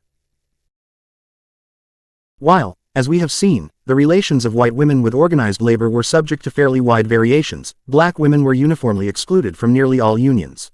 53 inches unions don't mean anything to colored people, said a 30-year-old black woman doing clerical work in a Chicago mail-order establishment, when asked by an investigator what trade unionism meant to her and others like her. 54 This did not mean that black women did not understand the value of trade unionism. A black hospital worker in Chicago told an investigator that she had decided to become a nurse after she saw that nurses in her hospital had a union and realized just how much they can mean to people. They usually make the employers do the right thing by the people. Unless the nurses asked too much, they got what they wanted. She decided to take nurse training when she saw how square the Newer-S were with each other, and how the union made them pull together, regardless of whether or not they liked each other. The unions make you treat the other fellow right regardless how you feel toward her. She knew she would not be able to join the nurses' union because of her color, but she hoped to organize black nurses when she completed her training. 55. The Women's Trade Union League, which had made very little effort to organize black women before World War I, tried to make up for its past neglect as black women now replaced many white women who moved from the traditional women's trades into the better-paying defense jobs. Articles and editorials in Life and Labor, the League's official journal, demanded equal opportunity and equal treatment for black females. They were appointed to various League positions and were granted scholarships to the League's labor school. 56. Appeals were directed to AFL unions to organize black women, and Mildred Rankin, a black social worker, was appointed to direct a national office of colored women workers. But it all added up to very little. One reason was that the effort to unionize black women was inadequately supported because of financial problems. But the major obstacle was the same as that confronting black men, the racism of the AFL and most of its affiliated unions. With several colored organizers, Rankin went to the Berkeley and Portsmouth areas of Virginia to try to organize black women there, most of whom were cooks, day workers, home laundresses, nursemaids, in the hope of forming them into federal unions now until there should be enough locals to form a national. But the rebuffs that black male workers in the area were receiving from the AFL convinced her that the plan would get nowhere, and she abandoned the idea. She also evidently abandoned a WTUL plan to form a colored women's trade union league. It was too late for a segregated movement, she informed Margaret Dreyer Robbins, president of the National Women's Trade Union League. 57. The Women Wage Earners Association. An effort by socially minded middle-class black women to organize and protect black working women led to the formation of the Women Wage Earners Association, with Jeanette Carter as president, Julia F. Coleman as secretary, and Mary Church Terrell, one of the foremost black women of the 20th century, as treasurer. The association, centered in the nation's capital, sought to unite black working women, with its main object, to better the working hours and the housing and wage-earning conditions of our women, in all lines of work. Recognizing that it would be difficult to bring such women into existing trade unions, the association hoped to achieve this goal by lectures that would show them how to help themselves while the organization was seeking to persuade the unions to change their policies. 58. Supported by the Black Weekly, the Norfolk Journal and Guide, domestic servants, housemaids, waitresses, nurses, and tobacco stemmers jointly formed a branch of the Women Wage Earners Association and, 600 strong, demanded improvement in their conditions and increases in their wages to meet the rising cost of living. 300 of them were tobacco stemmers employed by the American Cigar Company, and they demanded an increase in wages from 70 cents to $1.50 per day, and recognition of the association as their bargaining agent. When the company rejected the demands, the black women struck on September 5, 1917.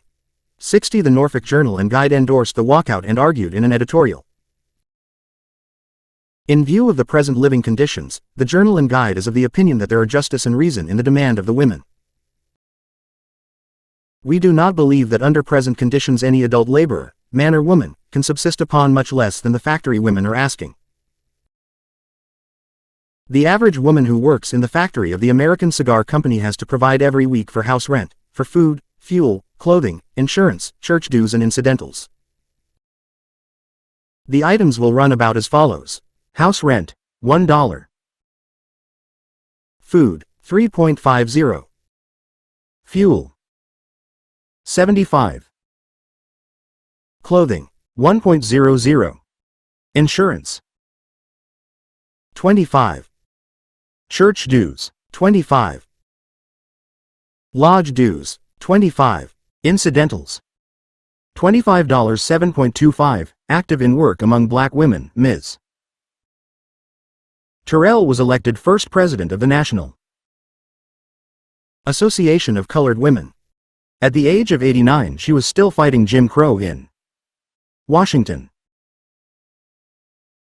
At $1.25 a day, the women would earn $6.87 a week, as the working time at the factory is 5 days. Even if a woman is married or has other working members in her family, her pro rata of house rent cannot fall below $1.00 per week, nor fuel allowance less than 75 cents, with slab wood selling at $8 per cord and coal at $9.50 per ton. So in view of these conditions, it appears to us that there are both justice and reason in the demands that the striking tobacco stemmers are making for a living wage. 61. Simultaneously with the strike of the tobacco stemmers, the domestic servants including cooks, maids, waitresses, and laundresses decided jointly to ask for a minimum wage of $1 per day, with some modifications in working time. At the same time, the oyster shuckers, most of them husbands and brothers of the tobacco stemmers, went on strike, demanding an increase in wages. Labor unrest among the colored people of Norfolk has been literally brought home to every household in the city, cried the Norfolk Ledger-Dispatch, a white daily. The Virginian Pilot, another white paper, reported more calmly, Norfolk is experiencing an unusual situation in labor circles. But it added the ominous report, with its portent of impending force and intimidation. Local police busy. C. Kaiser, chief of the Norfolk Police Department, is also beginning to take a hand in the labor situation. He has detailed a special squad of plainclothes men for this particular duty. The squad is instructed, too, to prevent loafing among the colored men and women. All industrial slackers reported by them will find themselves in the position of defendants before the police justice. 62.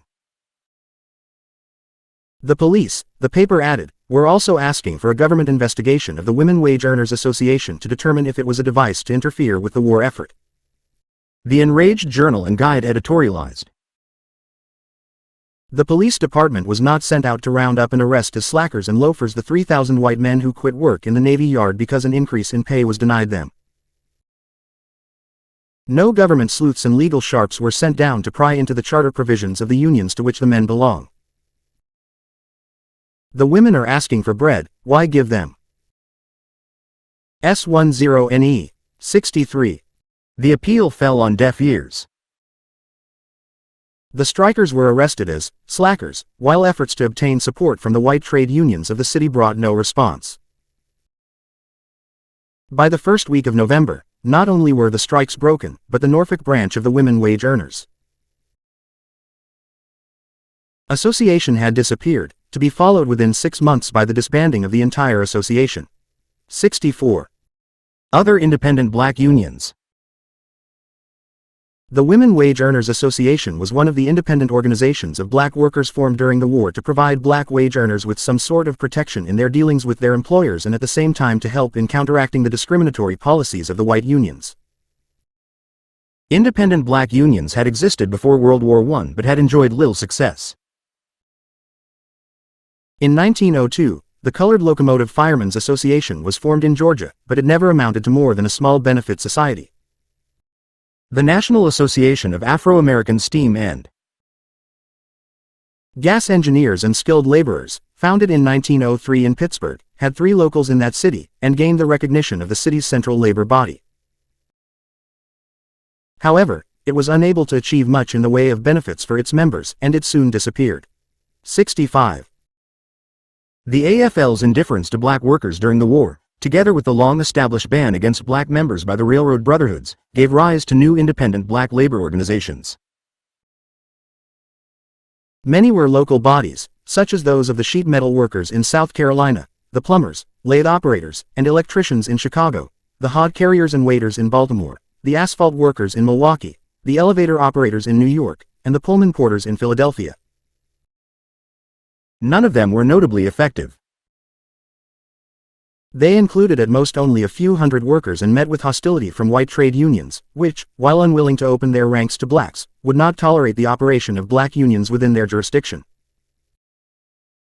When the latter were forced to strike to win their demands, they rarely received support from white unions. 66. The one area in which an independent black organization attained some effectiveness during the war was that of those railroad occupations in which black labor predominated. There, unions were organized in protest against the exclusion of blacks by the railroad brotherhoods and the railway departments of the AFL. In 1913, black workers in the railway mail service, excluded by the AFL's Railway Mail Association, formed the National Alliance of Postal Employees. 2 years later, a broader independent union of black railroad workers, the Railwaymen's International Benevolent and Industrial Association, was established.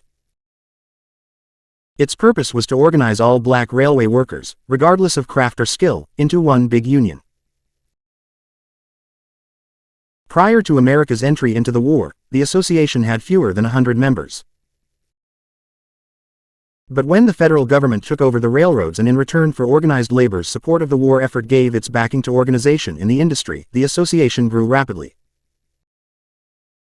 By 1920, at its peak, it claimed 15,000 members in 187 locals, and its president, R. L. Mays, asserted that the organization represented every grade of black worker on the roads. As a result of the association's protests to the U.S. Railroad Association about discrimination in wages caused by the failure of the USRA to apply General Orders No. 8 and 27, black firemen, trainmen, and switchmen were awarded the same wage rights as whites, and Pullman porters and dining car employees received wage increases. 67. Under the stimulus of these advances, the Railwaymen's International Benevolent and Industrial Association and a few lesser black unions grew rapidly. But, as will be recalled, the RIBIA, the NAACP, and the National Urban League were unable to force the USRA to open the more skilled jobs on the railroads to blacks. The establishment of a Black Federation of Labor was attempted in July 1917, when the Colored Employees of America (CEA) was formed in New York City. In a booklet entitled, A Message from the North to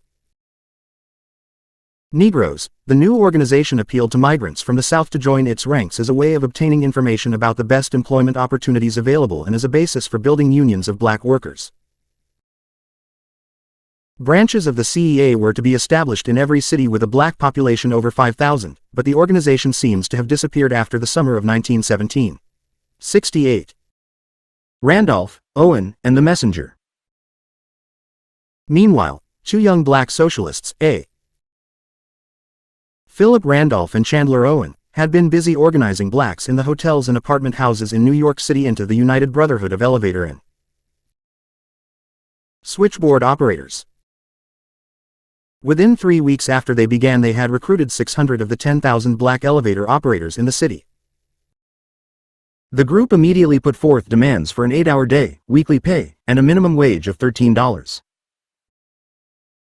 A strike was planned to attain these goals, but it never materialized.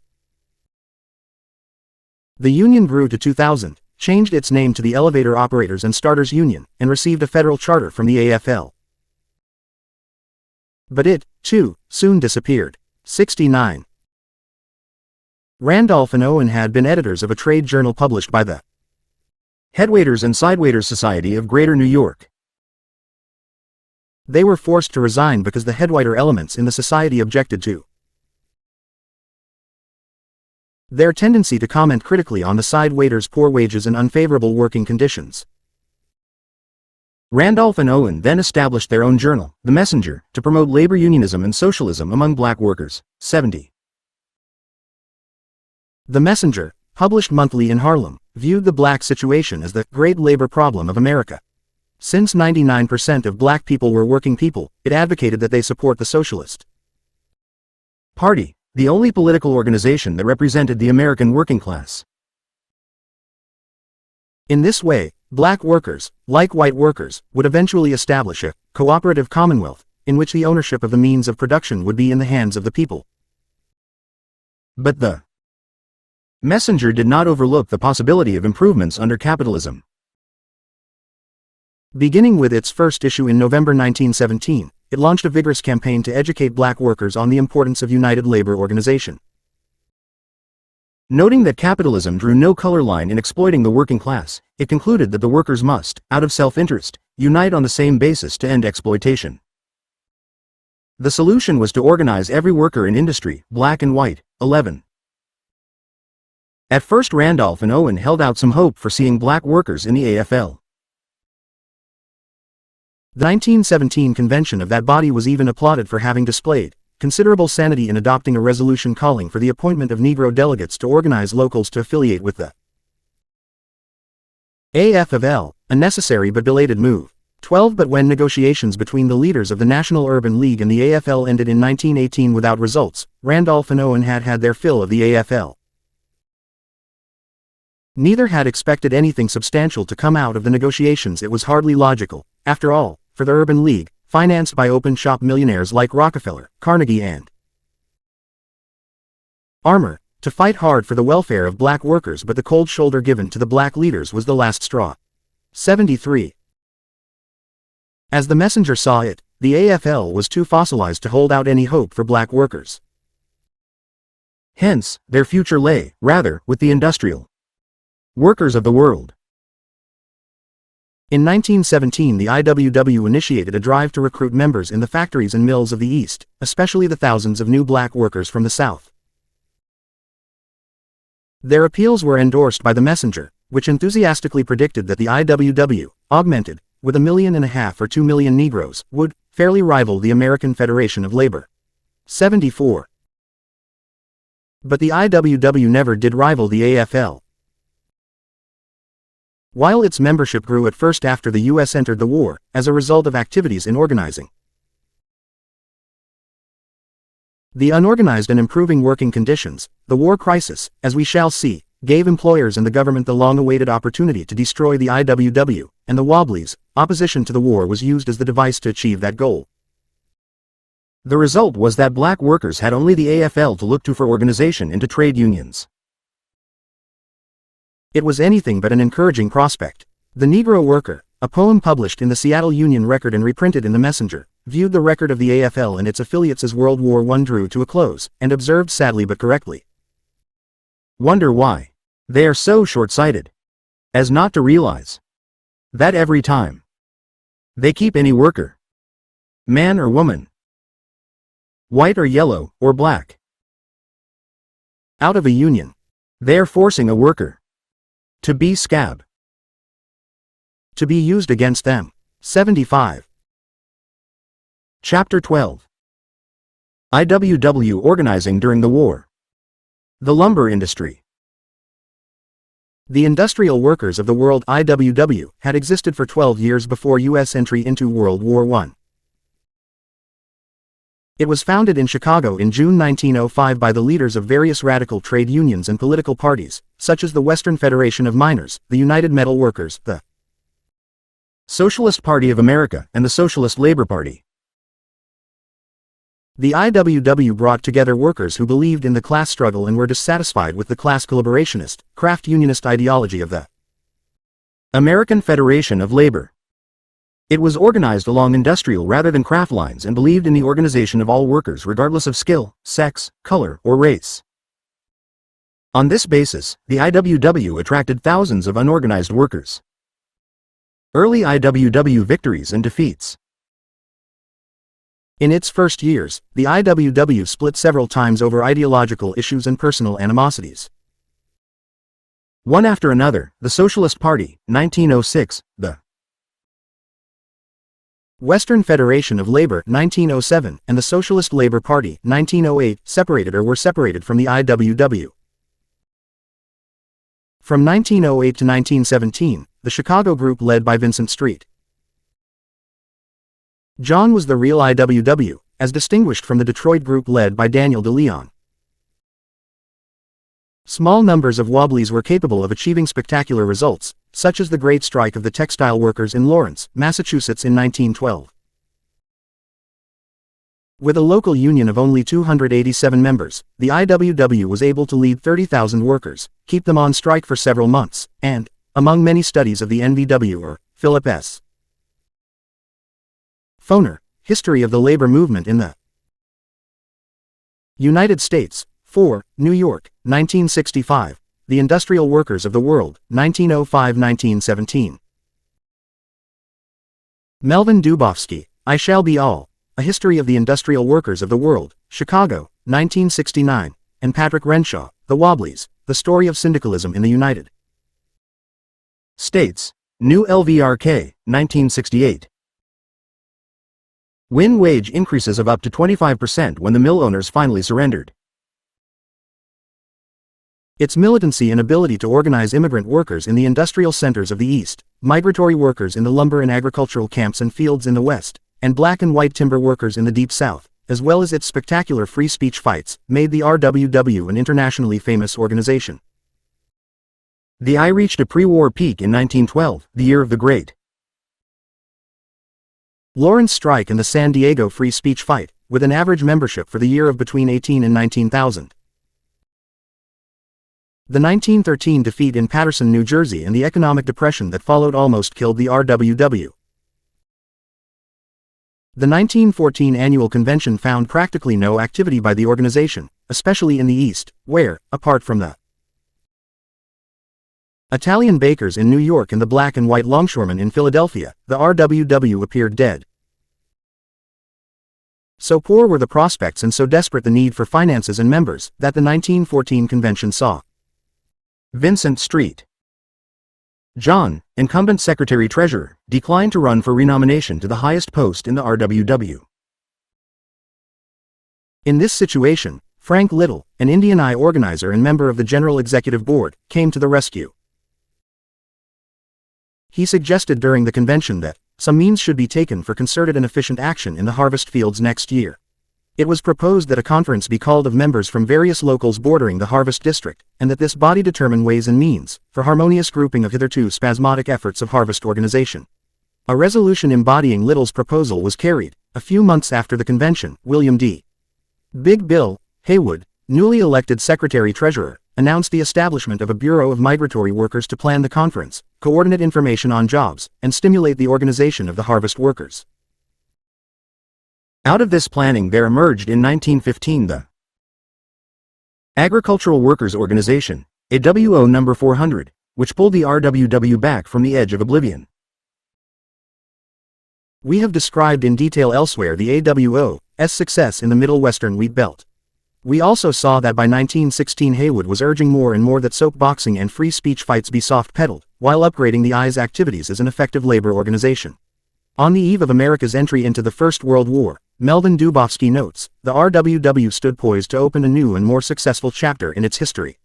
As we shall see, in the end the war was to fatally affect the Foner, Op. Cit.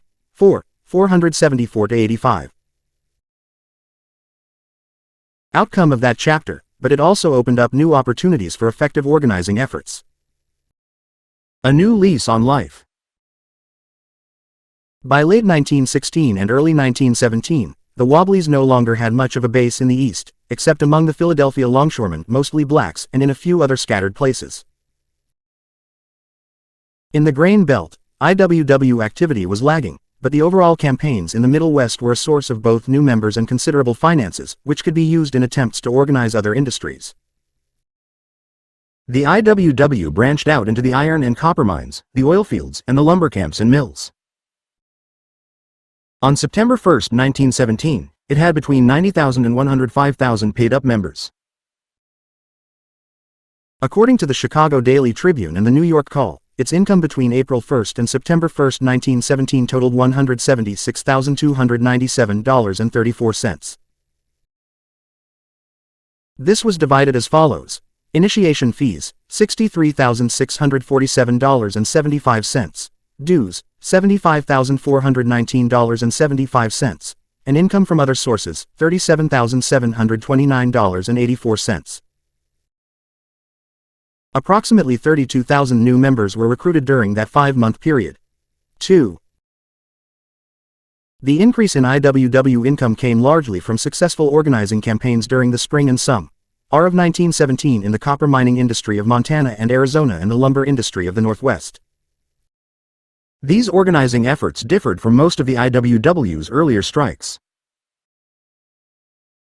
They were not spontaneous walkouts, in which the IWW was called in after the workers had gone out, and they did not peter out into free speech fights, which diverted attention, time, and energy from the struggle to raise wages, reduce hours, and improve working conditions. Rather, they represented unified action by groups of workers who joined the Wobblies to present a series of demands to their employers, and fought effectively through less than IWW to redress their grievances. The New York Times, in the course of a lengthy survey of IWW activity during the summer of 1917 which attributed the most sinister motives to the Wobblies for their organizing drive, declared on July 13, 1917, disturbances fomented admittedly by the IWW and spreading into various branches of industry, carry with them in virtually every instance a demand for higher wages. But the Times joined the rest of the press and both employers and government in attributing IWW strikes to the desire of the. One reason was the fact that the nonpartisan league began to grow rapidly in 1917 in the Dakotas, Minnesota and the whole grain belt. Organized in 1915 by A. C. Townley, it grew sensationally. Although the JWW did not endorse political action or support the political campaigns of the League, many individual IWW members did work with the League and helped organize League branches. Wobblies to help the Germans, it also charged that they were financed by German gold. This, in turn, provided the rationale for the use of all types of strike-breaking activities, both legal and extra-legal. The worker in the United States who goes on strike with the WW as his leader takes his life and the lives of his family in his hands, wrote John Reed. 3 employers who feared and hated the WW could now demand that the government destroy it in the name of patriotism. And even as they did so, they insisted that they were not fighting a legitimate labor organization, but rather, Imperial Wilhelm's warriors. Anti-labor violence, vigilantism, and government-sponsored tactics to repress strikes, all of which would have been denounced as brutal by liberals in pre-war days, became acceptable means of maintaining war production. In one respect, however, there was no change. Before the war, the American Federation of Labor Leadership had cooperated with employers, vigilantes, and state and local governments in the effort to destroy the WW. After the United States entered the war, this continued and, if anything, with greater intensity. Thus, when the WW began to function more than ever before as an effective labor union in organizing the lumber and mining industries, applying the lessons it had learned from past experiences to improve its tactics and strategy, the Wobblies had to confront an alliance of big business, government, and the AFL, all of whom took advantage of the wartime hysteria in order to defeat their campaigns and destroy their organization. Conditions in the lumber industry. Success in the harvest fields led the WW to start new efforts to organize the lumber workers. Sponsored and financially supported at first by the Agricultural Workers Organization. A convention was held on March 4, 1917 in Spokane, Washington. 1 month before America's entry into the, according to the New LBRK Times, after U.S. entry into the war, a major concentration of the IWW in the East was among the oil tanker crews and longshoremen in Bayonne, NJ, and it attributed a number of strikes on the tankers in that port, which approached the seriousness of a mutiny, to the influence of the Wobblies, who were working for Germany. Sept. 8, 1917. However, long-held views of the IWW with regard to such matters as contracts and dues checkoffs were not entirely abandoned.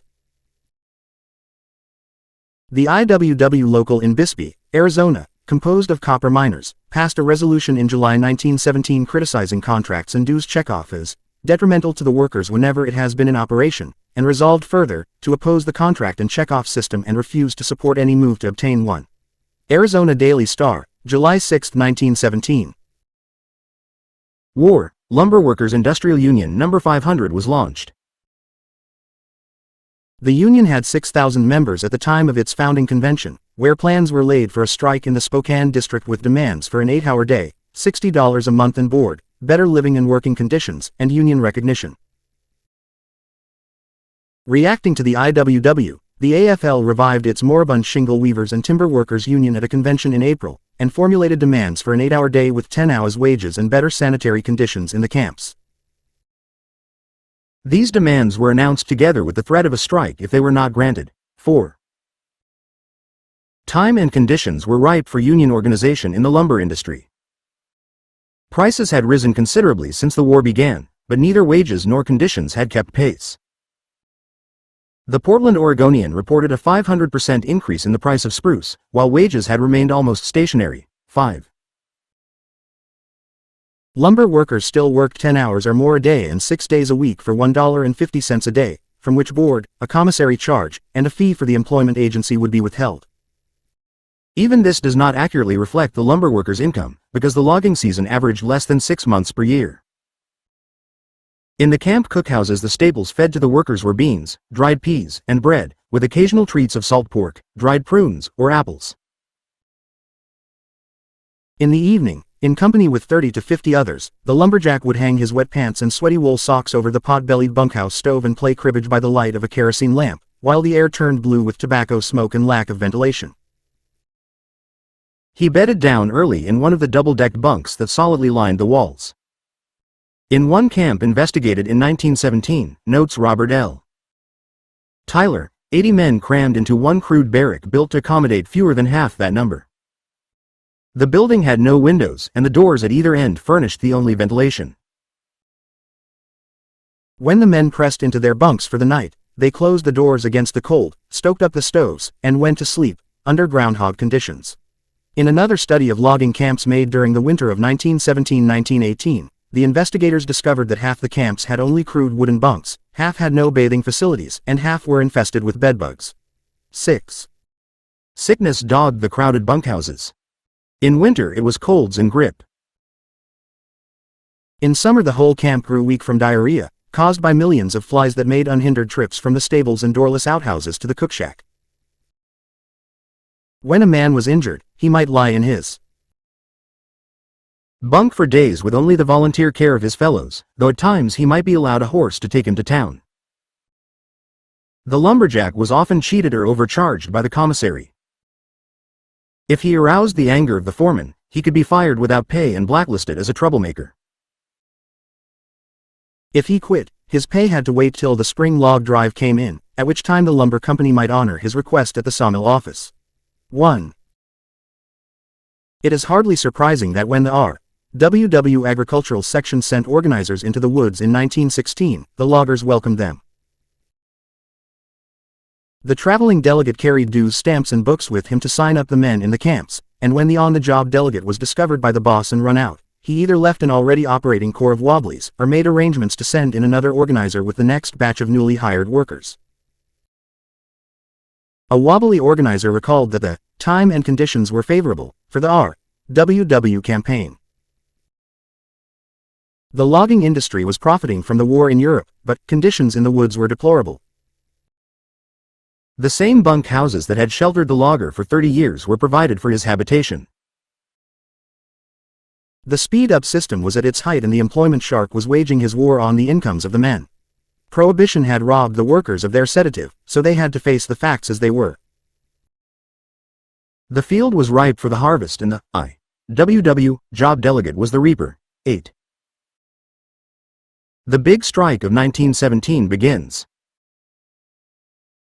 Following the formation of the Lumber Workers Union No. 500, strike activity began in North Idaho, and spread to the Montana Spring Log Drive, through the short log country of Montana, Idaho and eastern Washington, and then swiftly into the long log country west of the Cascades in western Washington, western Oregon and northern California. On June 20, 1917, the Organizing Committee of Lumber Workers Industrial Union No. 500 issued the following statement. Employment sharks were hiring agencies in Spokane, Missoula, Portland, or Seattle through which the logging companies hired the lumberjacks and with whom they often had agreements to share the fees paid by the workers. Many times, after a day in camp, a lumberjack would be fired because between the boss and the employment agency, his job had been sold again. The 18th Prohibition Amendment was ratified in 1920, but prior to 1920, many states, including those in the Northwest, had enacted laws forbidding the manufacture, transportation, or sale of beverages for intoxicating purposes. After careful consideration, it has been decided, in pursuance of instructions by the General Convention of Lumber Workers, assembled in Spokane, last March, to call a general strike of all workers in the woods and mills. Now is the time to strike to enforce the demands of the IWW. Owing to the comparative scarcity of men and the large amount of orders the lumber companies have on hand, we have an opportunity such as we never had before to shorten hours, raise wages and improve conditions. 9. For the first time, the lumber companies united and formed the Lumbermen's Protective Association, with a $500,000 fund to fight the union drive. The association took a hard line in defense of the existing conditions in the industry. A fine of $500 per day was to be levied against any mill or camp operating at less than 10 hours, and any companies not members of the association that reduced working hours were to be cut off from all credit and trade. The association resolved that the establishment of an 8-hour day in the lumber industry at this time when production in all manufacturing industries must be maintained at the maximum is impossible, and that employers therein pledge themselves unequivocally to maintain a 0-hour day for the purpose of maintaining maximum production by the lumber industry. 10. The RWW responded by extending its Big Strike of 1917. On July 13, 1917, the Portland Oregonian carried the following report. A general strike in the logging camps and mills of Hoquiam and the Grays Harbor District to take effect tomorrow morning, was called without warning tonight by the industrial workers of the world. The strike is to go into effect at 8 o'clock tomorrow morning. No demands have been presented by the industrial workers as an organization and in the call for the strike no demands are set forth except for an 8-hour day. Later, the Oregonian reported that the Wobblies wanted a minimum wage of $3.50 a day with free hospital service. They wanted each man in the lumber camps to have a separate bed with linen sheets and pillow slips, and they wanted shower baths erected in connection with sleeping quarters. They also demanded that the timber operators refuse to hire non-union men. However, the industrial worker, the official Western organ of the RWW, listed the demands as an 8-hour day, no work on Sundays or holidays, $60 a month for lumber workers and $3.50 a day for sawmill hands, satisfactory food in porcelain dishes with no overcrowding at dining tables, sanitary kitchens and sleeping quarters with a maximum of 12 in each bunk house, single spring beds and mattresses with clean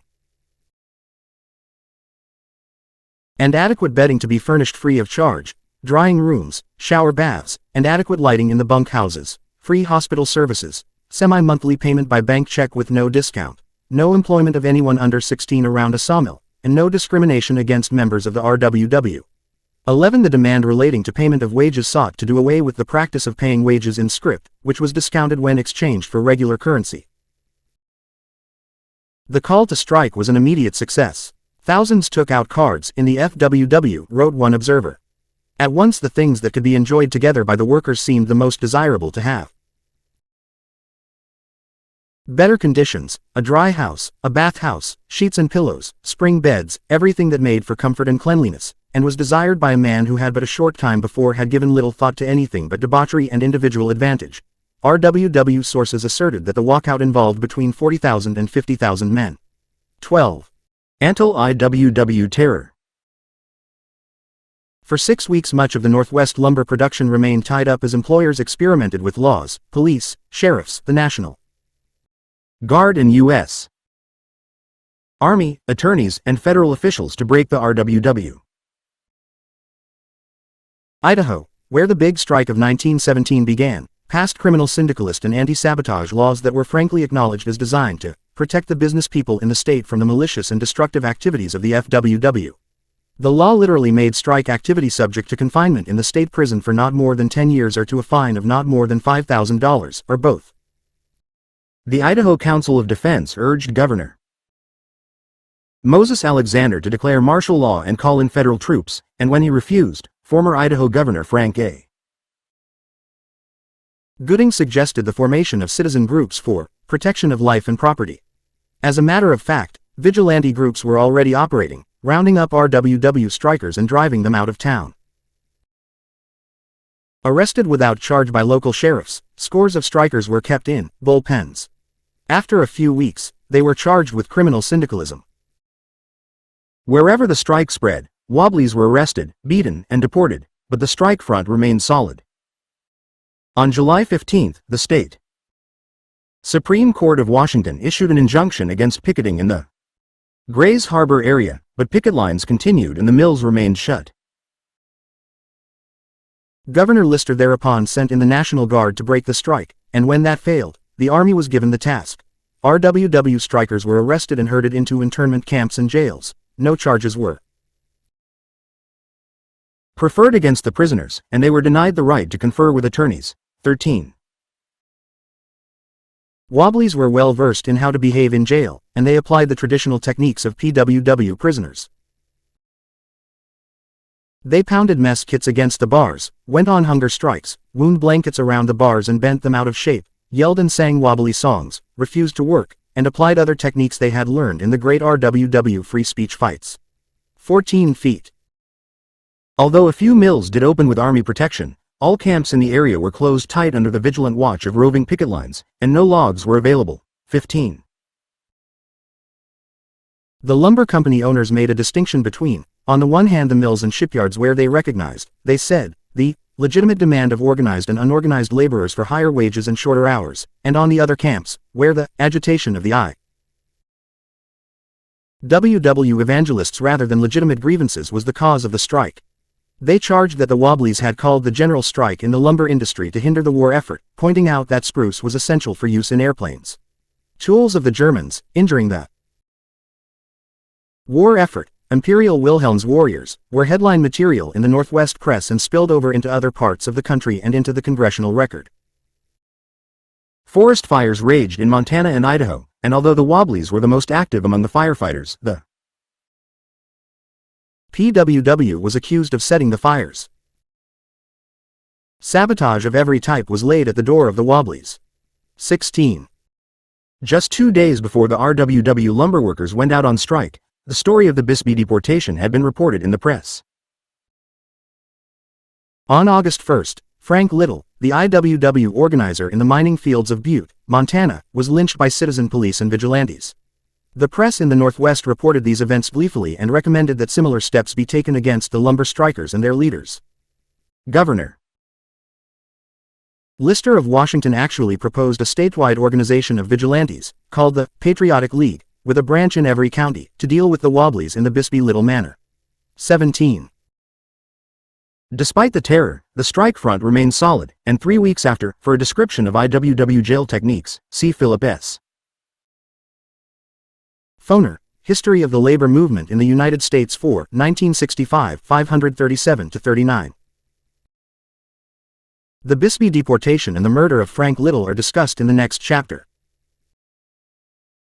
The first men had walked off their jobs, the Oregonian reported from Grays Harbor. Although the strike which is tying up the lumber industry of this section is now nearing the close of the third week, the strikers are firm and no sign of a possible settlement has appeared. Of Grays Harbor's 25 mills, only 8 are in operation. Of her camps, only 3 are running and all 4 shipyards are closed down. It is estimated that 5,600 men are idle as a result of the strike. 18. The reference to the closing down of shipyards was a reflection of the fact that strikes proliferated in the Northwest shipyards as a result of a secondary boycott of 10-hour lumber by the workers in the yards. 19. The employers refused to settle. On July 30th, the first break in the employers' front occurred when 5 mills in Tacoma agreed to institute an 8-hour day. Crews were quickly enlisted while other mills in the area remained closed.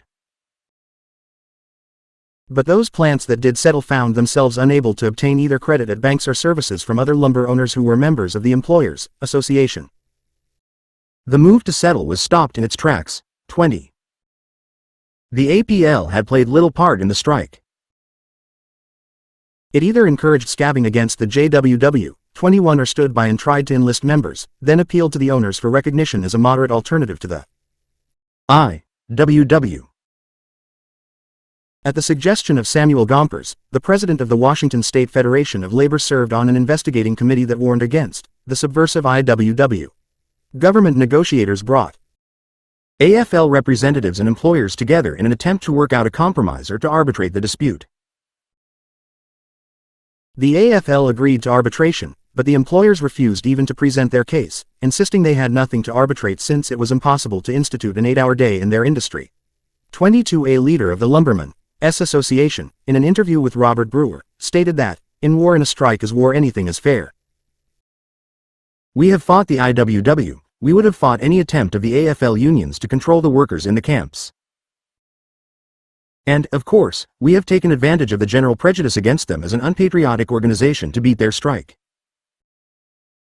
But we have been consistently opposed to collective agreements with either the IWW or the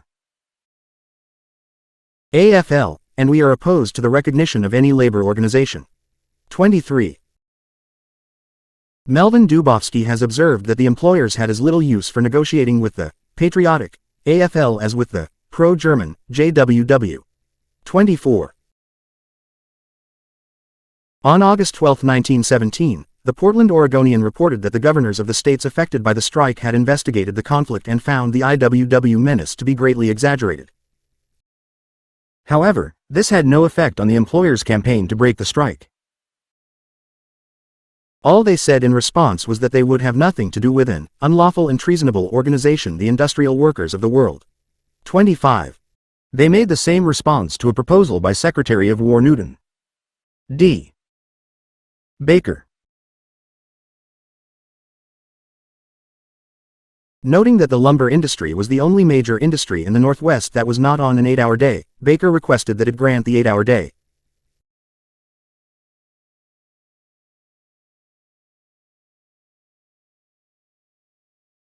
But the lumbermen turned down the request, even though it would have settled the strike, and continued to claim that the IWW was holding up the war effort by prolonging the strike.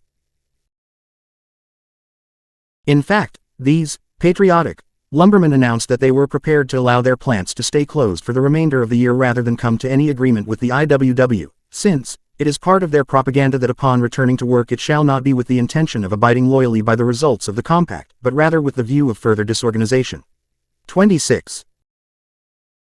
This was too much even for Washington's Governor Lister.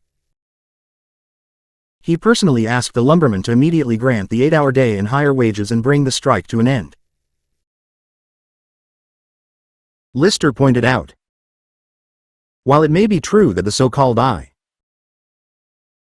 IWW organization has had much to do with strikes in the lumber industry, I cannot agree with you in the proposition that all of the present trouble can be attributed to organizers of the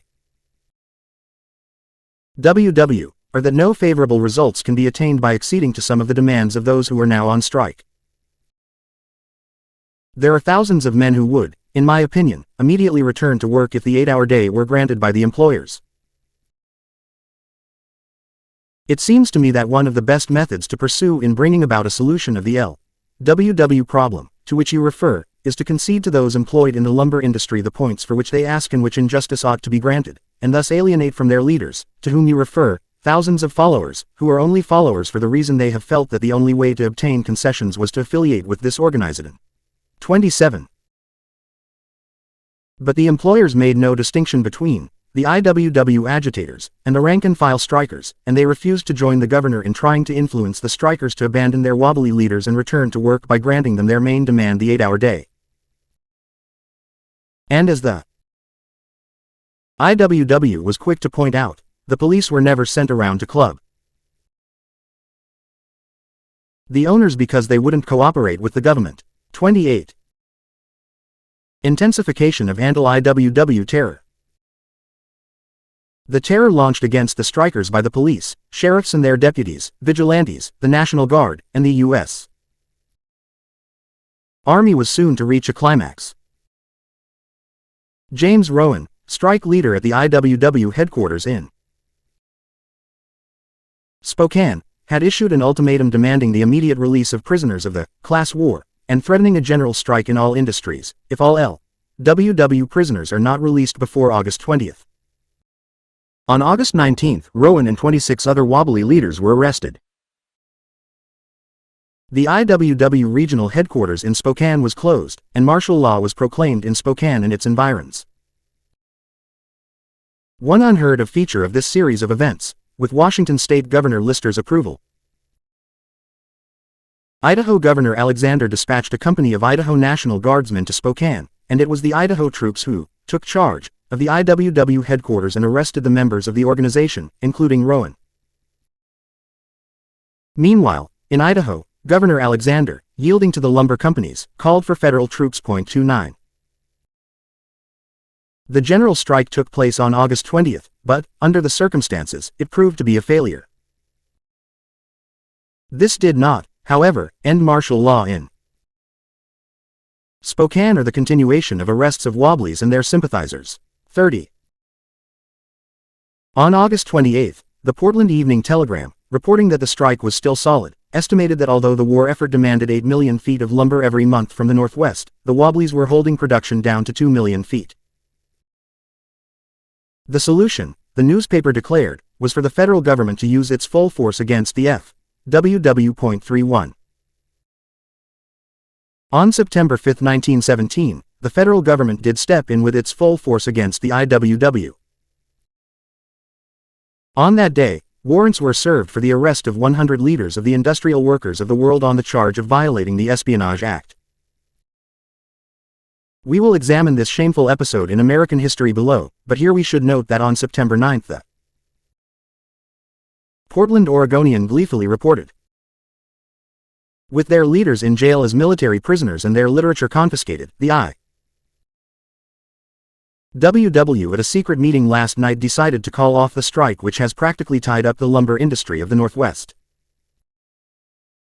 Though Don Sheridan, acting secretary in place of James Rowan, now a federal prisoner, refused to admit that the strike was called off, members of the organization declare they will go back to work on Monday. The strike on the job. 8 days later, the Oregonian reported, this time less gleefully, that the lumber owners were confronted with a new problem. IWW decide to strike on the job, the headline read. The story continued. Following their almost unanimous vote of Saturday to return to work in the mills and lumber camps, hundreds of Seattle and Kings County members of the industrial workers of the world turned their faces towards the woods today to carry out a purpose that may be unique in the annals of labor controversies. The men proposed to strike on the job. When the 6,000-odd industrial workers employed in western Washington started the present trouble on July 16, they demanded an 8-hour day. All efforts to induce the employers to meet the demand have failed thus far. So the WW now proposes to return to work and put in only 8 hours labor a day. Instructions from their leaders are that they are to go to work at 8 o'clock in the morning and quit at 5 o'clock in the afternoon, with an hour off in the course of the day. Members of the Mill Owners Association, when apprised of the plan, declared it would fail, saying that men could not return to their jobs on any terms of the sort, and that all who sought to work only 8 hours a day would be discharged the first day. The scheme is wholly impracticable and it will not work, was the statement of E.R. Kramer, chairman of the strike committee of the mill owners. Association. 32. The first part of the Great Strike had come to an end, but a new phase, one that had rarely, if ever, been seen before in any strike, was about to get underway. As one wobbly strike leader wrote later, seeing that we could accomplish nothing by staying off the job any longer, there was a resolution drawn up, to the effect that we transfer the strike to the job and that it be left to the workers to do what they saw fit, individually or collectively, to enforce the 8-hour day. So back to the job we went. 33. The new strike aimed to achieve the height of inefficiency on the job, while retaining their usual efficiency in the cookhouse at meal times. 34. This took many different forms. The most familiar was hoosiering up. The workers would go back into the camps, and they might work their regular 10-hour stretch for a few days. Then, when the foreman had stocked up the camp larder with meals for a long period of lumbering, the strike on the job would begin. Under one plan of action, the men would work their usual 10 hours, but in that time they would make a real effort to be inefficient and get only 8 hours of productivity. Under another plan, one man would accidentally find the whistle cord after 8 hours and pull it. The rest of the crew would then walk off the job. In either case, the result was usually the firing of the whole crew. But with a meal under their belts, the men would merely walk off to the next camp, and repeat their act, this time carrying the other workers with them. Reporting his conversation with a logger, Robert Brewer revealed another method of striking on the job. When you go into a camp today, a lumberjack said to me, you, too, find a spar tree in the middle of the workings with steel cables running out into the woods to bring the logs down the skidway. Running along the skidway you'll see other cables running from the donkey engine up to the choker chain. Well, every now and then one of those cables snaps. When everything is running right, when the men are satisfied with their working conditions, you'd see a half-dozen men, every man within call, jumping in and splicing that cable. But when you are striking on a job and a cable snaps, you just stand there and play the Hoosier. You don't know anything more about splicing than a yokel, and you wait until the boss finds the man who is paid to do that particular job. Before the job is done, a half hour is gone, 3/4 of an hour.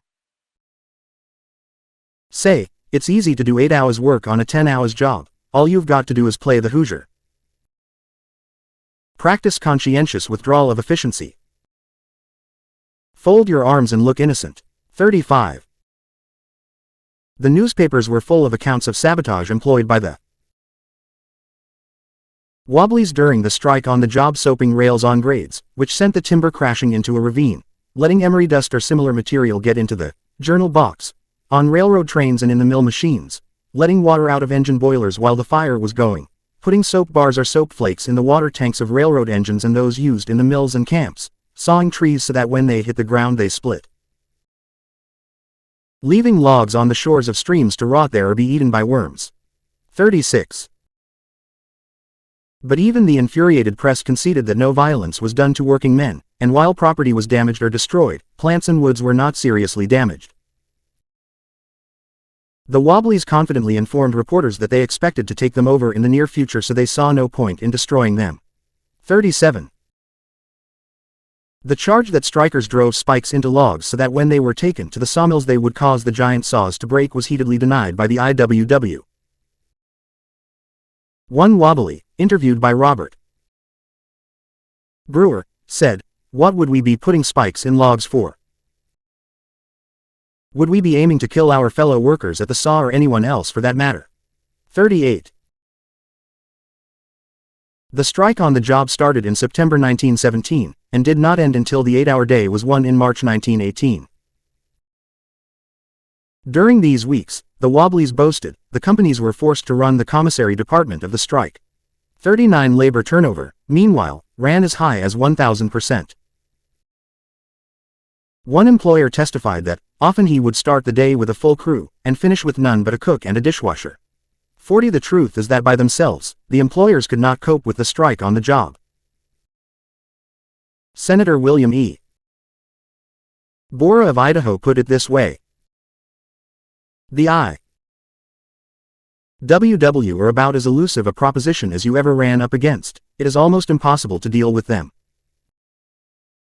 You cannot destroy the organization. That is an intangible proposition. It is something that you cannot get at. You cannot reach it. You do not know where it is not in writing. It is not in anything else. It is a simple understanding between men, and they act upon it without any evidence or existence whatever. 41. California immigration official and self-styled expert on the IWW problem, Carlton Parker called the IWW a groping bond of fellowship that was almost impossible to defeat in a strike by the usual strike-breaking methods. 42. Late in the fall of 1917, the President's Mediation Commission visited the Pacific Northwest. The commission conducted hearings on the labor conflict in the lumber industry, and it found that it was the refusal of the lumber companies to introduce much-needed reforms, and not the IWW, that was basically responsible for the labor unrest. Its published report challenged the lumber companies' assertions that the strike represented only radicalism, sabotage, and pro-Germanism. Whatever the position of the IWW officially, the commission found that membership in the LWW by no means implies belief in or understanding of its philosophy. To a majority it is a bond of growing fellowship. 43 feet. The U.S. Army breaks the strike. The War Labor Board, as well as other special agencies within the War Department, also tried to end the strike. Carlton Parker, the War Department, and the Washington State Council on National Defense made repeated pleas to the lumber companies to grant the 8-hour day and recognize the AFL unions in order to cut the ground from under the IWW. When the employers proved unreceptive and it became clear that as much as 75% of spruce production needed for airplanes, vital for the war, during the federal trials in 1918 and 1919, the RWW presented the Commission's report on the lumber strike as evidence in its defense. Effort was being held up by the strike, and when the imprisonment of IWW leaders by the federal government failed to restore production, the military entered the lumber labor picture fully. Lt. Col. Bryce P. Disk was dispatched to the Northwest. The Oregonian reported that Disk has been clothed with all but supreme power, with orders to get out the spruce necessary to the airplane building program of the government. 44. Colonel Disk immediately called in C. B. Ellis, editor of the Industrial Uberker, which had been carrying articles on how to carry out the strike on the job and reports of its success. 45 Ellis reported that Disk went to great pains to tell me he had the power to arrest every man in the woods. I'll put 50,000 men in there, the woods, Disk told me. Have you got 50,000 loggers? I asked. No, but I've got 50,000 Texas fighting men, he replied. Well, good, I told him, what do you want to do?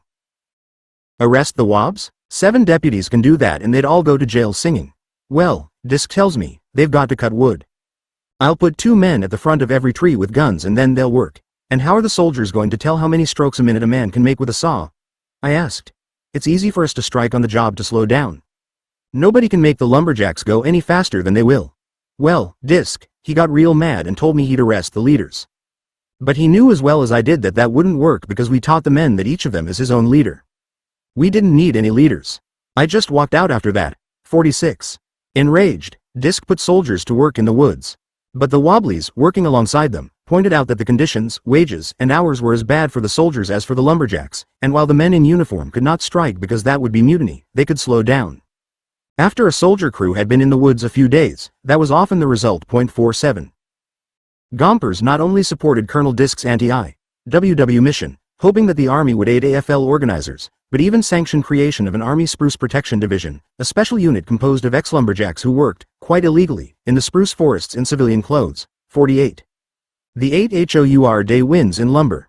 By the end of February 1918, with the strike on the job still holding sway in the industry, many camps began instituting the 8-hour day as the only way they could get crews to work regularly. On March 1, Colonel Disk, speaking for the lumber operators, announced the official beginning of the 8-hour day in the lumber industry. A number of newspapers, however, noted that in many areas, it was already an established fact. 49. But Disk performed a final service for the employers. He broke both JWW and APL unions with the aid of federal troops, and set up a company union, the Loyal Legion of Loggers and Lumbermen, the 4 Ls, in their stead. Army officers toured the camps and mills of Washington and Oregon administering a loyalty pledge, which read, I, the undersigned, in consideration of my being a member of the Loyal Legion of Loggers and Lumbermen, do hereby solemnly pledge my efforts during the war to the United States of America, and will support and defend this country against enemies both foreign and domestic.